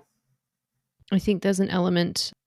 I was thinking about our podcast this morning, and I think there's an element of like when you get to a certain level of like esoteric understanding and what you're delivering is like you and I were talking about the HGA and just casually like we casually mention everything in conversation and kind of I don't know, like there's no explanation, right? There's no hand holding. There's just like you either get it or you can Google it. And I think that can be pretty disastrous in a capitalistic system because like the people who are successful at doing all this woo-woo shit are pandering to the masses for the Yeah. most part, you know? Well, that's like part of what bothers me is like you see somebody who's like, oh, it's a new moon, like, and then it's like this, like, you know, and then I'm like, I feel like I'm trying to talk to people about different things that maybe aren't whatever, and then it's like, nah, nobody really likes it, so you know, I don't know. Mm. And I feel like the things that did get traction for me sometimes are like things that I wouldn't think of, you know, like I don't know. Like what? Well, like people like the mediumship, but it gets like boring to me. Like it's not exciting. Would it be more exciting if it was genuine shamanism? Nah, I don't know. Like I don't think people really dig that, to be honest. Like that never really got any responses. You know, like I offer classes and like people don't really, I don't know. I think people think it's weird, to be Shamanism? honest. Yeah. I think the Really? average person, like when you start Yeah. drumming and stuff, people think you're weird. But then there's like shamans out there that get a lot of clients who drum and do weird shit. Yeah. I don't really know that many that get a lot of clients, to be honest. I know like a lady who does it full time. That's like her living, and Mm. she's okay, but she's, you know, she's more established. She's like retired, you know, like who probably doesn't really need to survive, you know, need it to survive. Hmm. But I don't Maybe really that's know part that of many. the appeal. She's like not pushing it. Well, yeah, maybe, but she's also comfortable. Like the other shamans I know are like doing like psychedelic type stuff, which I'm not opposed to doing that, but I don't know if that's really what I want to be doing. Yeah, you don't vibe of a trip sitter. I could do it. Like I actually thought like the last couple times I've done mushrooms, I get this sense that the mushroom does want to work with me. Mm-hmm. You know, like I feel like this teacher energy stepping in that like wants me to like hold that space. I'm okay holding that space, but it's also like I don't know. It's not something that activates me. Like I would do it if like me and you were hanging out and you were like, I want to do mushrooms and can you like create sacred space and hold space for me? Yeah. Like Mm. somebody I care about or like something like that. Like or somebody I know who wants to like work through trauma, but like to have random people I don't know, I don't feel comfortable. Maybe that's part of this thing, right? Like right now we're really in the dead center of a massive transition on Earth, and like I think that things aren't going to look nearly as capitalistic in a decade or two. Yeah. I think it's going to be less about pandering to the masses and more about synchronistically like people coming because they genuinely need help, Yeah. like healing things or alchemizing stuff or with a message or whatever the fuck. And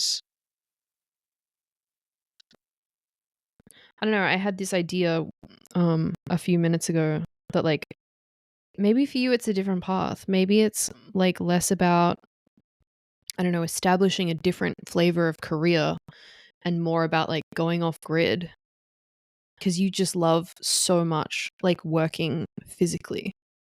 Yeah. If you had like a little house somewhere and some land, maybe it would be about the garden and like I don't know, like living off the land or something. Yeah, I mean that's kind of what I'm trying to do. I just like I feel like I just want something that at least provides me some stability. You know, like it doesn't, like I want, I said, like, I was talking to my wife today about it. It's like, I want this, but I kind of, like, if I'm in control of the game and I'm deciding what happens, like, I want it to be an easy transition. I don't want to have to take, like, the risk. Like, I want something to show up so I can feel comfortable. That message that I got last night, which for the record of everyone listening, I said if you just go down instead of up, you'd get inspiration instead of trying to figure it out with your mind. Because the way that our higher self really communicates to us is through excitement and passion and like just like fucking waking up one day and just being like, oh, I'm doing this today. Like it's such a big leap or thing or whatever the fuck. If you're resisting integrating what is genuinely coming up as a trigger, like if you like you're already good at sitting in the space where you're creating your own reality, right? So take everything around you and really start just owning what does irritate you, what tickles, what um like rubs you about reality, and start assuming that all of it is linked to like childhood traumas and belief systems. And as you actually genuinely integrate all of those things, which in my opinion is by actually feeling them, the inspiration for where you want to be and what is your actual organic path will just come to you. It's not something that you need to figure out how to do or like plan ahead or whatever the fuck. Like you'll just know what it is that you need to do naturally. Yeah. Yeah, I mean, that feels true to me. So now it's about like you're already stuck, you've been stuck for a while, let's say. You don't have to own that story, but whatever. Just start really eating your shadow, instead of just being like, I don't care and like shrugging it off. Because I think a lot of like for a lot of us, especially the like really woo people, this life is about self integration rather than like just pure reality creation. You know what I mean? It's Yeah. less about um building the character that you want so that you can have the experience that you want. I feel like it's more about licking the universe. Yeah.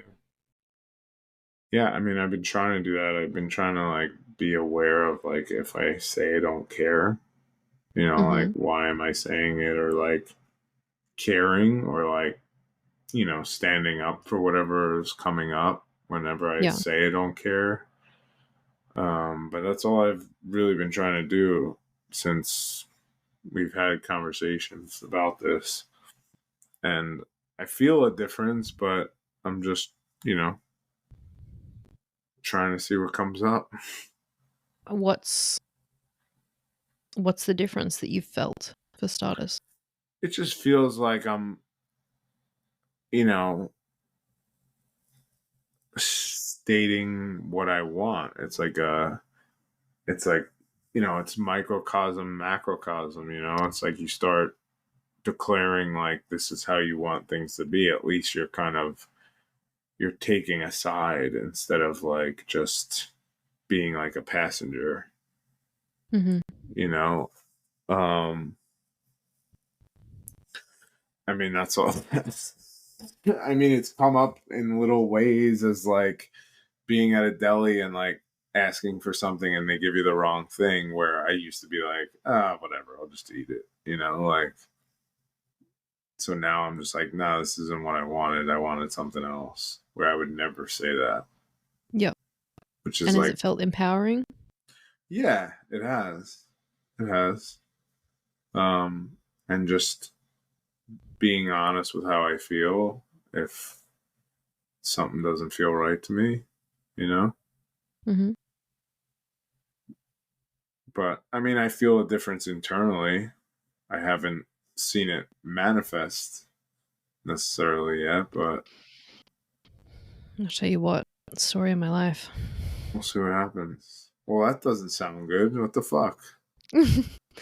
I think that sometimes reality has to, like, the physical world manifests slower than our internal world does, and technically every manifestation is in instant, but like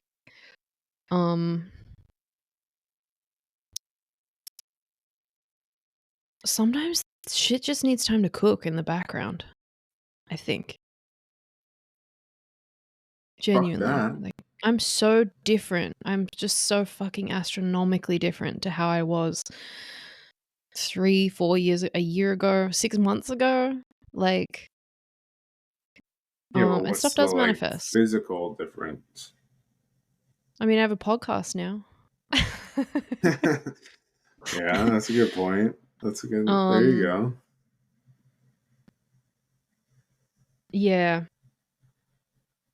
Sometimes, like, I feel like sometimes the universe kind of needs you in a certain spot.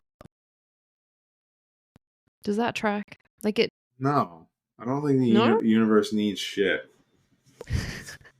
Give me what I want.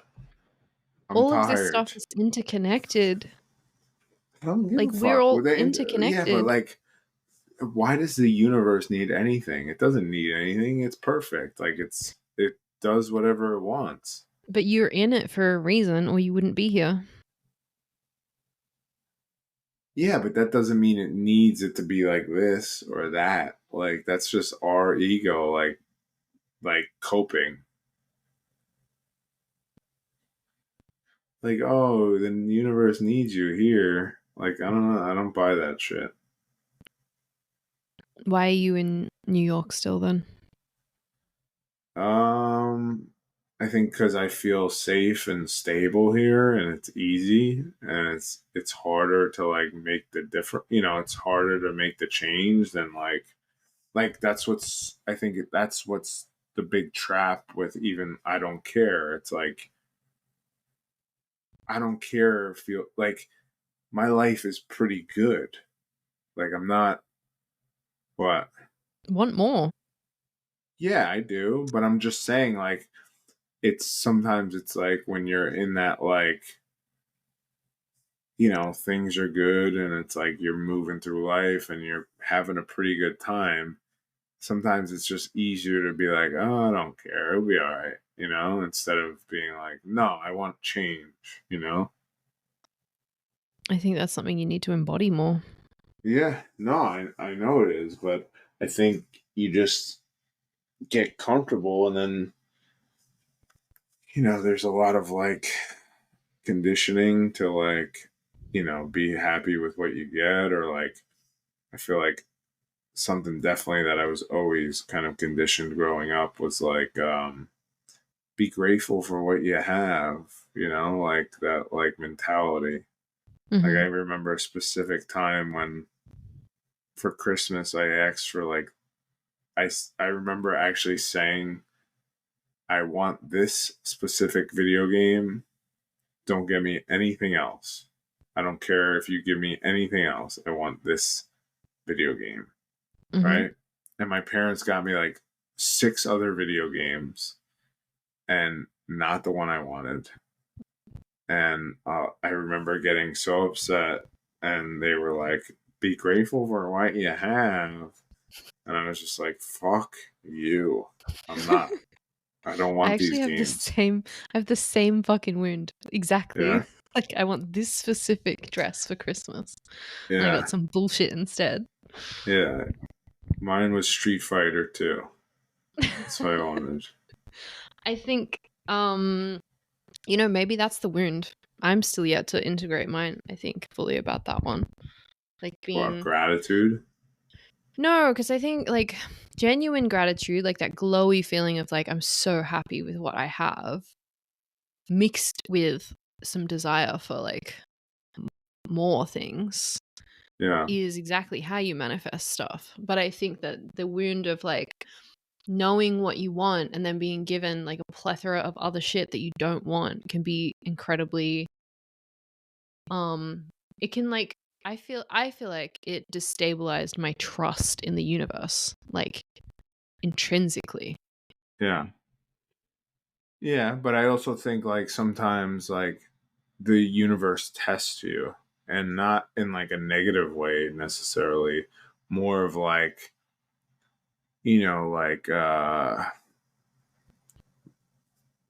like whatever you're wanting, it will like kind of right before you're going to get the manifestation, it will kind of like put something in front of you that's kind of close to it but not exactly what you want, Mm-hmm. and it will be like a way to like test like, oh, you sure you want change, right? And then they'll like show you something and be like, throw you off a little bit. That's when you have to like really knuckle down and like be true to like what you really want, Yep. So I think sometimes those experiences happen where it kind of like tests you before the jump. So how are you being tested before the jump with the comfort? I don't know, maybe I'm not even there yet. Maybe I'm not at the test. What would it take for you to just move somewhere? What would it take for me to just move somewhere? I don't know. That's the answer. That's probably why I haven't gotten the test yet. You Like like the last time we spoke about this, like before we stopped talking, you had like you had a genuine motivation to like move to the mountains. You even knew, I think, where you wanted to move to. yeah. So I what mean, happened? I don't know. Like I thought, like this is where it gets hard, is because it's like I don't want to get a job offer in what I do. Like I could probably find tunnel work anywhere because there's a lot of tunnel work around the world, but like I don't really want to use that as my incentive to move anywhere, because I don't want to do it anymore. Mm. So I don't want to like try to line a job up, but like I also want like some sort of stability, or like that's why like I kind of want something to move along in terms of like having some sort of remote income, so I can like go somewhere knowing that I have some sort of income Mm. without like doing like I could always do like handyman work, but like I don't know, maybe just like really like a sign telling me where to point, like where to go. Like I feel like I know I want the mountains. I know I don't want too far from New York, because I want to be able to, my kids to be able to come see their cousins and my parents and stuff like that. So I don't want to like move across the world, but I just want some space, Absolutely. I can't live And anywhere in a city now. It's too noisy. Um, I feel like I think the inspiration, like the just knowing where you're going to move to and how you're going to do it, is going to come from more integration. I yeah, I the trips that we do, like it's not enough to keep looking at things, because in my experience it's always about like genuinely like integrating, processing childhood wounds non-intellectually. It's about embodiment of what happened. I keep coming back to this with you. Like I feel like you're like all of the things you want want to come in, and it's like blocked with all of these kind of like defense mechanisms that you have to operate in reality, to make yourself more comfortable with where you are. And maybe it's like you need to get uncomfortable with where you are. Yeah. That's what the universe keeps doing to me. Well, they raised my taxes. Yeah, they raised my taxes $5,000. So that is making me uncomfortable here Mm-hmm. out of nowhere. So I thought that was kind of a sign to get the fuck out, So take it.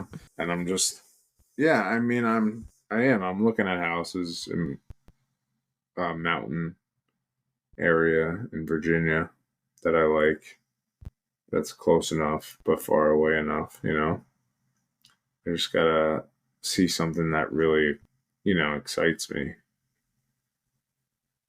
Is that like the Appalachian?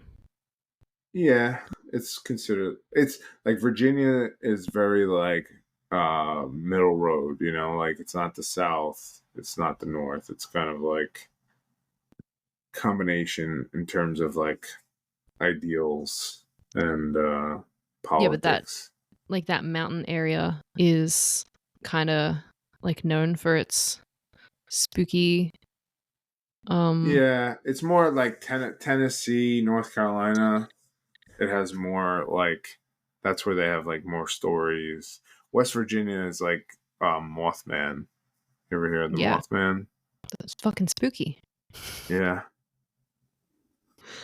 I never met him yet, so I don't know. All right, Maybe when I go down there. maybe. I don't even want to think Um, about it because I've tapped into his energy once and it kind of bothered me. how did it bother you? I could feel like he was looking back at me. Hmm. Like I tapped into the energy of whatever it was one time because I was curious about it, and I made like a conscious connection, and I could feel it looking back at me, and it gave me like the heebie-jeebies. Something about the energy. I'm so into that. What was it? What did it feel like? He was just like, it felt masculine. It felt like it didn't feel bad. It was just like a very strong awareness that it knew I was like connecting to it, which was kind of like I've tapped into energy, or like people, ask me a question or something and I could tap into it, or the awareness of it. But it was like very strongly like almost like letting me know that like you shouldn't be doing this. Mm. So I Mm. don't even like thinking about it because I could Oh, feel it. I love it. Yeah, there's something weird to that energy. I don't There's something there. And I was kind of into that whole story for a little while. So it was like, but I think it's some sort of like interdimensional being. Aren't we all? Yeah, I guess that's true. Maybe it consciously travels though, which is different. I think most of the universe consciously travels interdimensionally. It's just that we're the ones who don't, kind of. I feel like I do. Exactly. We're getting there. So like I think like they have like a much stronger, or it has a much stronger like aura, and like there's times where I'm consciously dreaming or astral projecting consciously, but it's not consistent. Like I feel like they like literally can be like, "Oh, I'm going here," and like travel with like full awareness. I so want that. Yeah. There's a part of me that doesn't think it's fully possible unless you're like a monk. Unless you're like a monk.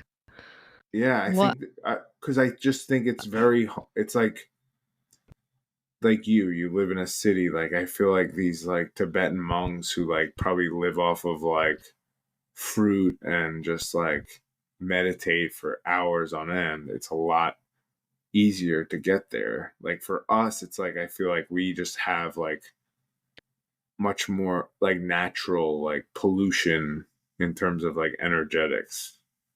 Everything's conceptual. All the pollution, I feel like all the pollution inside of us is reflective of all the pollution inside our psyches.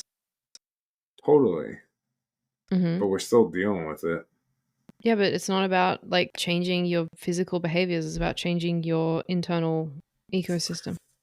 Yeah, I don't know how I feel about that because I feel like I think there's so much of us is like so conditioned that like you really got to break a lot of like subconscious beliefs that are so deeply programmed in us, which is a They're hard thing to programmed in do. your childhood. I've done it. I've done so much of it. There's more to do, but I'm doing it. Like I'm fucking ravenous. Like subconscious beliefs are just emotional patterns. Yeah, but I also think there's like subconscious collective beliefs, you Yes, know? there's yeah. Those are like the hard ones because it's like such a collective, you're like separating from the collective, you know? Yes. Yeah, and it's isolating. Um Like even in terms of astral projection, it's like you were talking about like going into a trance state and dying or whatever. Like when you astral project, like really astral project, you have a much more serious experience than just like dying. Like it's like you're aware you're outside of your body fully and you're seeing your body. Like what do you think that does to your psyche? um when it does happen to me, because it does happen sometimes, I'll be meditating and then like it's like I'm sitting up looking around the room even though I know I'm and it just um it jolts me so hard that I just get knocked back into my body. Like I don't really get That's what I'm to. saying. So like that's a hard program to break because I think it's like it has to do with like death, you know, like which is such a like programmed belief in us. Um, it feels like death because we're separated from all of the things that we think make up our identity. Yeah. I remember being I remember being terrified the first time I got out of my body. Like Mm-hmm. seeing my body because I also see it like when I've astral projected, it's like I see it like reality is like almost like a different color. Mm-hmm. It's like to me it's like kind of black and white and like different shades of black and white when I get out of my That body. yeah, yeah. But mine's like almost tinted like orangey yellow. That's what it Okay. feels like. It's like more. It is more like sepia toned Yeah. than anything. I think from what I remember. Yeah. Yeah, look, I think like all of these things, all of these conditions, all of these restrictions, I am at the point where I'm pretty sure that the matrix is just the collective beliefs of reality that we agree to. So like there's a cajillion collective beliefs that we agree to. Gravity is one of them. Um there's so much. And part of it is like the laws that we have and uh but this whole transition into fourth density consciousness is about transcending all of that because the fourth density is like this quasi physical space. It's like I feel like it's the place where the shamans go when they look for like what's going on internally. Like it's like there's a layer of reality where all of our souls like interact with each other and we're so like we can all look so different to each other. It's hard to describe. But like it's It's already possible. I've already tapped into it a couple of times. I'm 100% sure that I'll keep tapping into it the more that I integrate. And it is literally about, like, so far anyway, like freeing myself from individual and collective belief systems and restrictions by emotionally integrating. And it feels like every time I do it, I get like another piece of my soul back. And I just get bigger and bigger and more expansive and more myself. It's not about stripping away the ego, because if you feel like you're stripping away the ego, you're identifying with your shadow. If you feel like you're just gaining parts of yourself and letting go of shit that isn't genuinely you, then you're identifying with your soul. And the more that you actually identify with your soul, the more you have access to the layers in which your soul gets to like freely run about. Yeah, but why are the parts of yourself separate from you? What do you mean? They're not actually separate. They're in your shadow. It's just conceptual. It's like parts.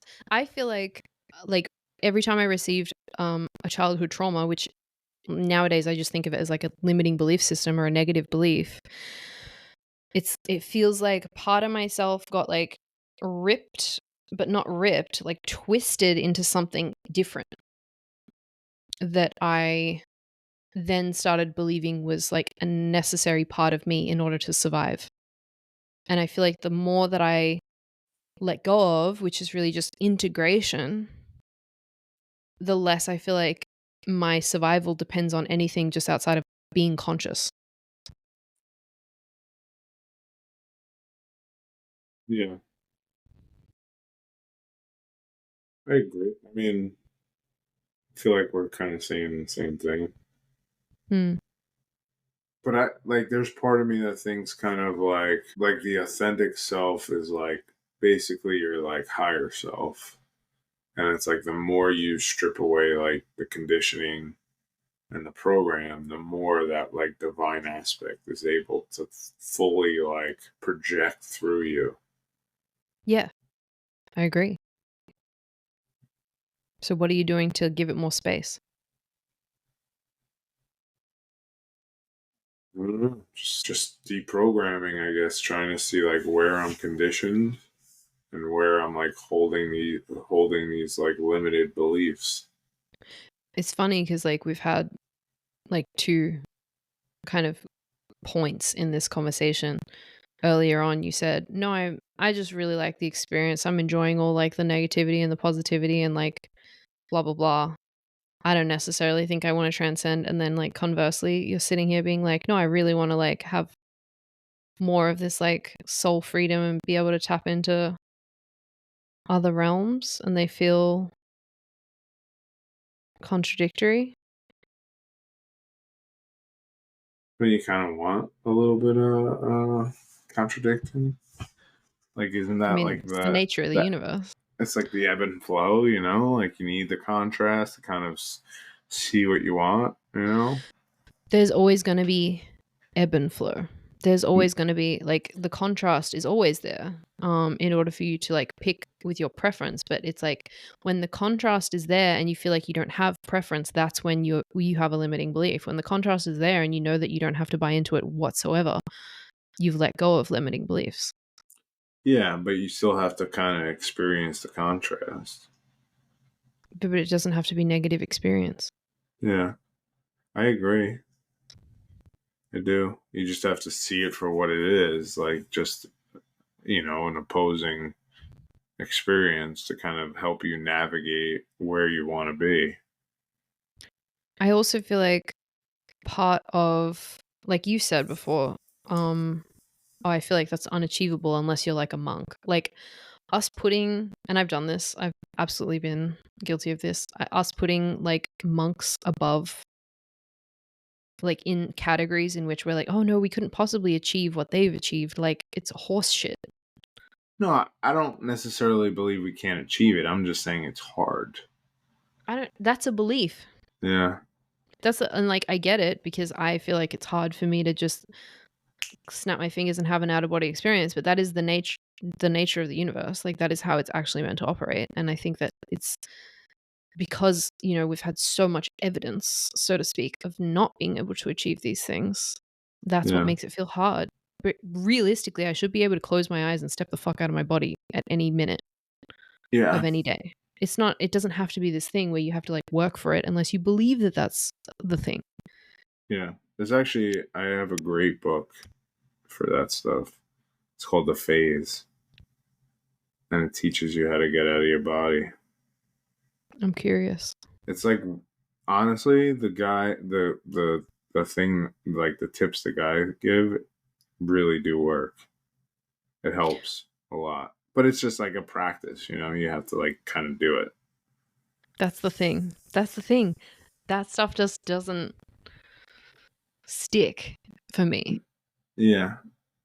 It can for me. Depends. Like if I feel like into it, like if I really enjoy it, you know? I think it may be part of my story is like having all of these epic supernatural experiences happen to me and just like getting my tools back. Yeah. I feel like I came in with more than I understand now. Like when I was a kid, because I was left alone so often, I'm pretty sure I just like went out of body, you know? Like I would just Yeah. lie in the sun, um, in like a window or something, or yeah, whatever. All of these times when I just like was left to my own devices, and I feel like I just had conversations with spirit and like had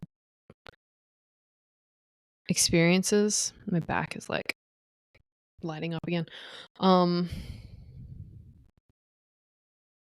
I feel like I'm gonna have a point or an experience or something happen in which I feel like memories are gonna like flood back, and I'm gonna have like just access again because I'm so deterred by the idea of like reading a book and doing all these like stupid little practices and like putting your hand on the wall and like seeing the fucking aura, like doing that for like 10 minutes a day for me. And like there's some teachers out there who'll be like, then you don't deserve it if you're not like willing to put in like fucking 10 minutes a day of practice.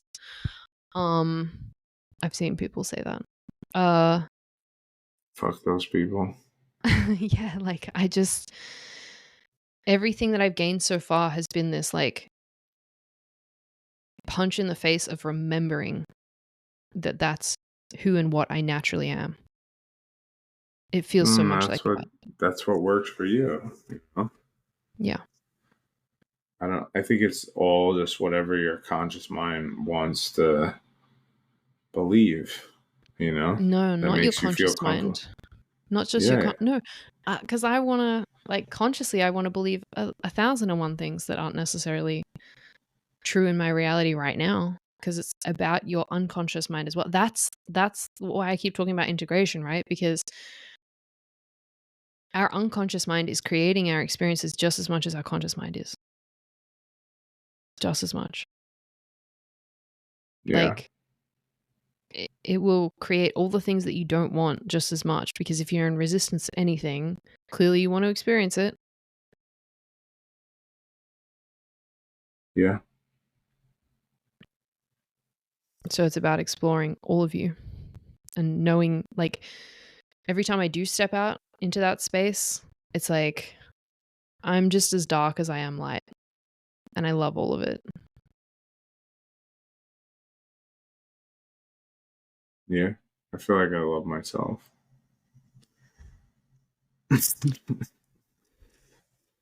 And yet you um, said you don't nurture yourself, like the last episode. did I? Yeah, but I just say things, you know? Sometimes I just say things. I'm just rolling with the punches. Whatever comes into my head, you know? That's horrendous.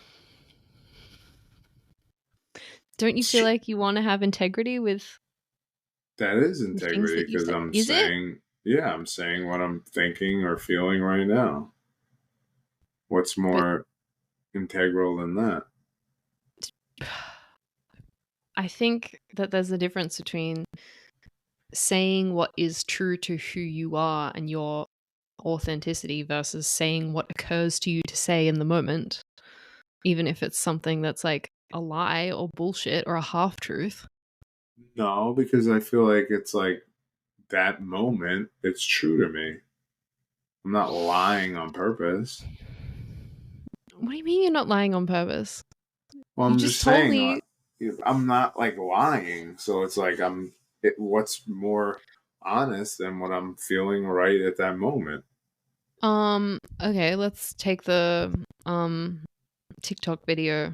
That was a lie. And then you lied about the completeness of the lie as well in revealing half of the truth. Yeah, I did. Yeah, I guess you're right.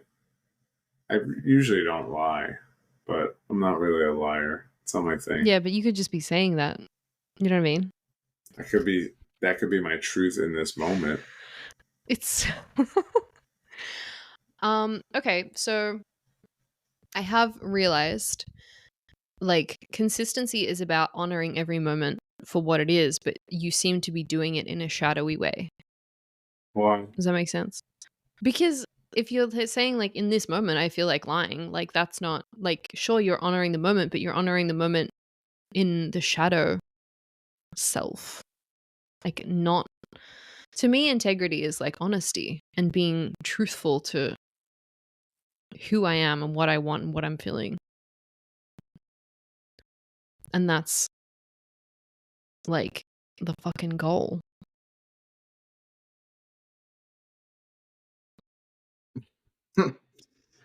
um. Yeah. Yeah. I don't know. I don't usually. I don't lie really, and I was like I I kind feel of. like that I genuinely feel like that's a lie. Like No, I don't it feel just like hit I me and I was like, lie. No, I don't. I don't feel like I really lie. I feel like I'm pretty honest, or I think I'm being honest. You know, that's the thing. That's the thing. You think you're being honest because you're only looking at what your ego wants to be true. I'm gonna It's have to not a think about judgment. that. It's there's a lot of things that you say that hit me like, okay, that's what he wants to believe is the whole truth. Yeah. Like what? Mm. What else? I don't want to say it on the podcast. Like Okay. just yeah. Yeah. There are like it's not all the time, but it's just like there are moments in which I'm just like, "Oh, okay, this is like um I don't know, look, if I'm um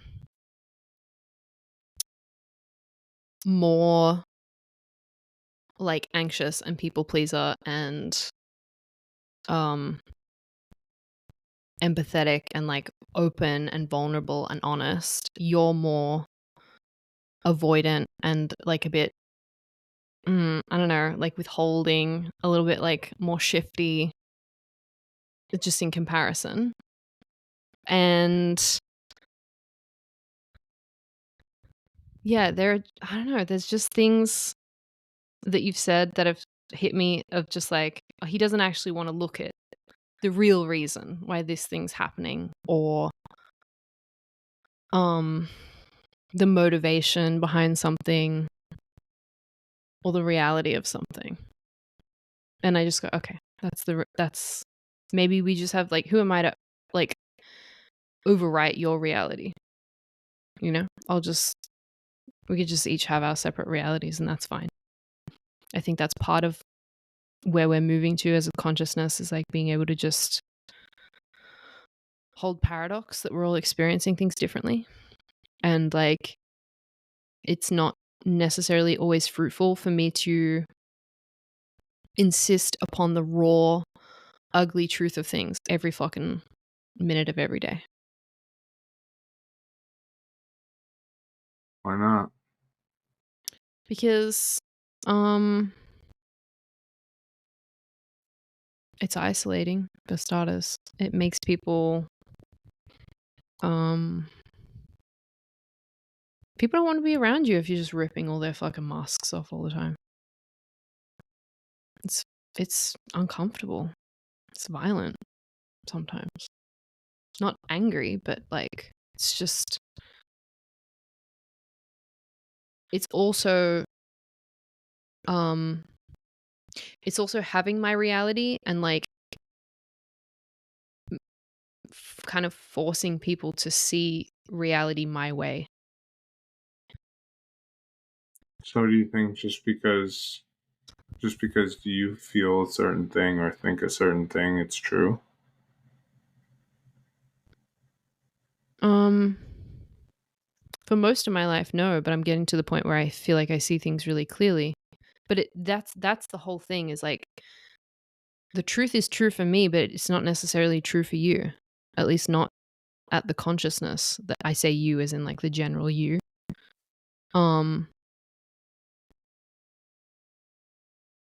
that's what I mean is like if I were to go around just being like, nope, this is a lie, or actually this is how it is, or whatever the fuck. It's like it's forcing my reality down people's throats. Like and that isn't, I don't think that's like necessarily the right move unless someone's actively looking for your perspective in order to help them in some capacity.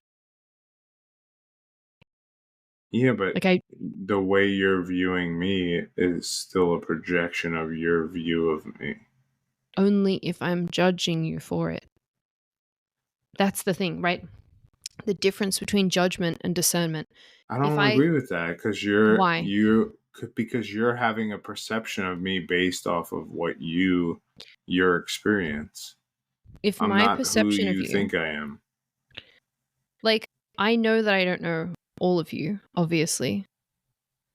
We're not like fuck, we've not even met in real life, let alone all of the other things.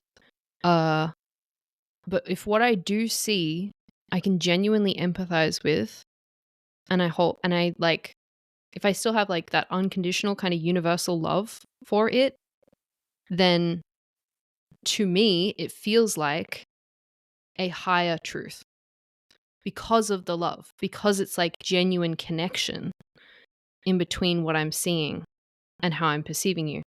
It's judgment that is separation consciousness. Like if I saw all of those things and I was like, and then he's bad and it makes him like sneaky and whatever the fuck, that's separation consciousness. That's when I'm actually projecting potentially my own shit, my own limiting beliefs onto you.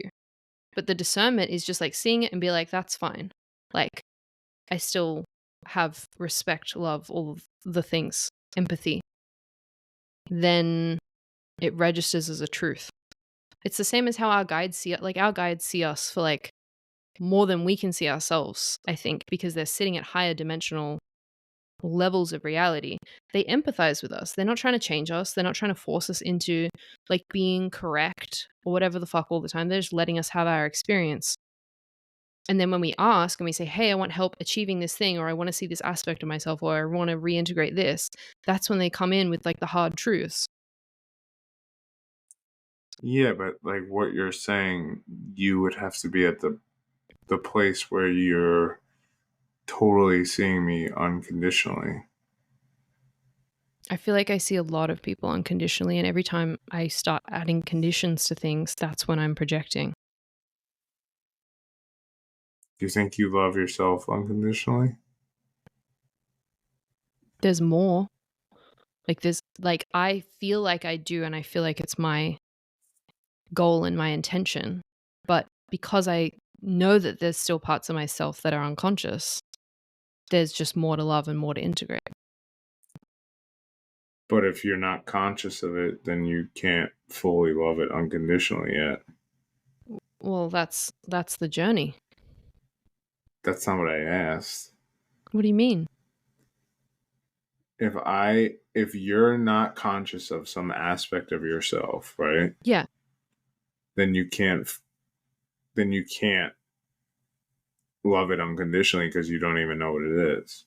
I know. That's my whole point. Is that that's how I know that there's more to love. Okay, that's not really the question though. What I'm saying is that if you can't fully love yourself unconditionally, then you Hmm. can't love anybody else unconditionally. Do you think you love yourself unconditionally? Whoa, you getting triggered? No. Yeah, you sure? I just mean like it's our lack of unconditional love for aspects of ourselves that create shadow within us.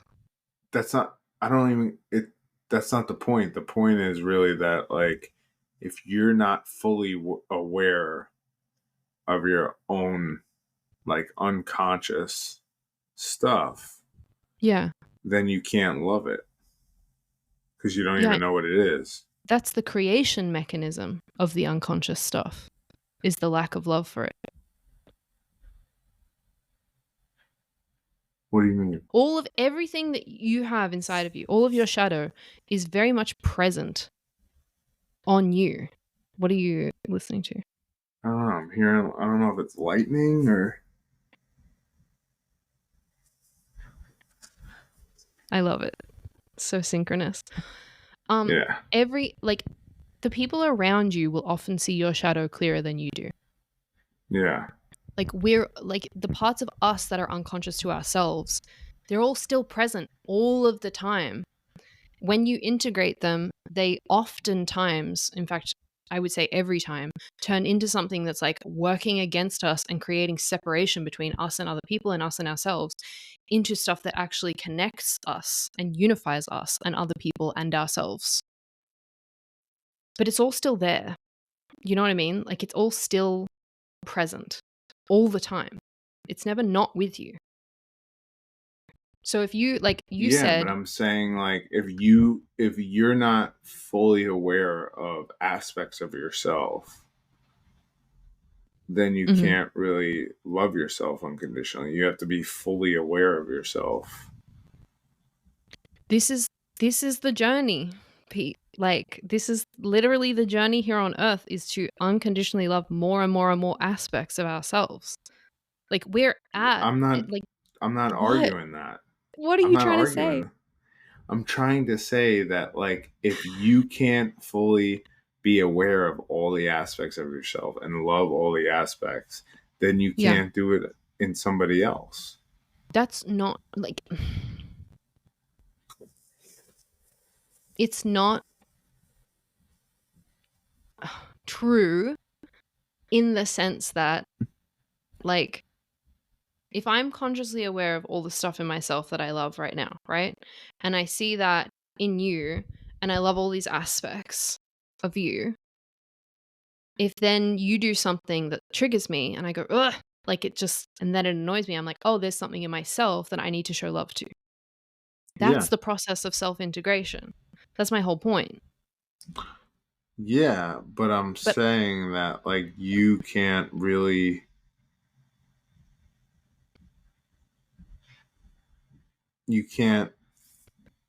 fully love anybody unconditionally until you fully love yourself. That was the point, what really. I feel like there's a deeper point that you keep not saying though.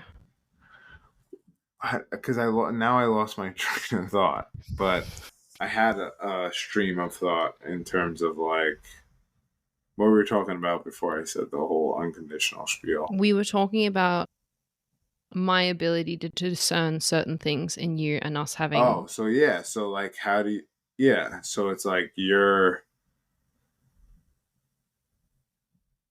projecting whatever's triggering to Only you. if I'm judging you for it. That's my whole point, right? If it's triggering to me, I'm judging you for it. If it's not triggering to me, I don't seek to change it in you unless you're seeking help.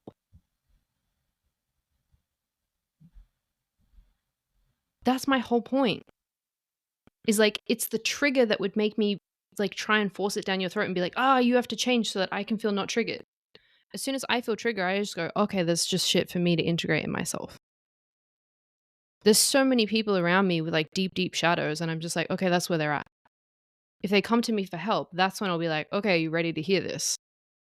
But that is unconditional love, is being able to see those aspects of self that they're like hurting themselves or the people around them or whatever the fuck and holding them still with love.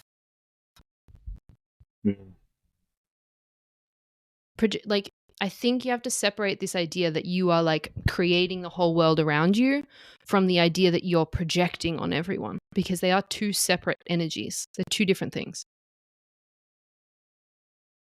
Yeah, but I do feel like I am creating everything around me.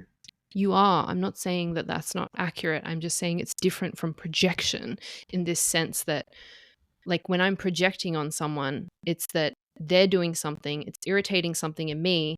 And instead of like looking at the thing in me, I'm going, oh, they're bad. I need to change them or make them fucking morally correct or whatever the fuck. That's projection. Is like when we think there's something bad about someone else because they're doing something that's pissing us off. Yeah, but I kind of feel like everybody is kind of like a projection of myself. It's That's just what not I. untrue. They're just separate. You just need to conceive of them as separate energies. Yeah, but I don't. That's They're not how I both see it, though. true. Okay, so if I'm a projection of you, is there anything triggering you? Um, Not really. Not right now. Okay. What does that mean? It's just,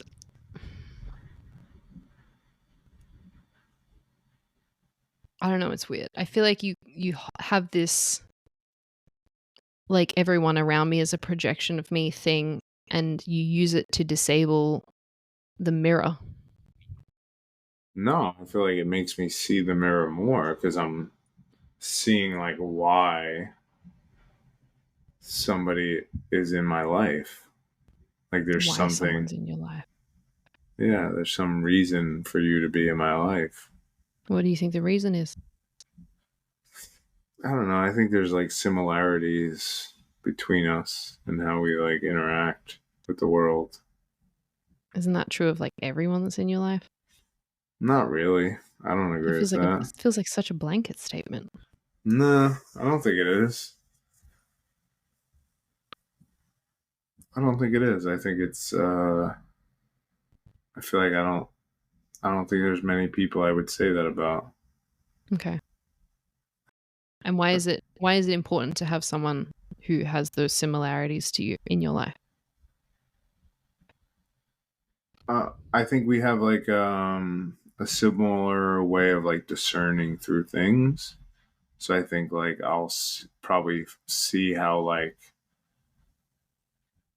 it feels to have me like discern somebody else, or like pick somebody else apart. So like the videos that you send me where I'm like, nah, this feels egoic and blah blah blah. Yeah, I just thought that. Yeah, whatever, anything. Mm-hmm. It doesn't have to necessarily be bad or good. It's just like how I feel like you discern yourself through the world. Well, that is what discernment is like not having ideas of bad and good. Discernment is just is. Yeah, it's like how you feel through the world. I feel like there's a similarity. Interesting. What? It's just interesting.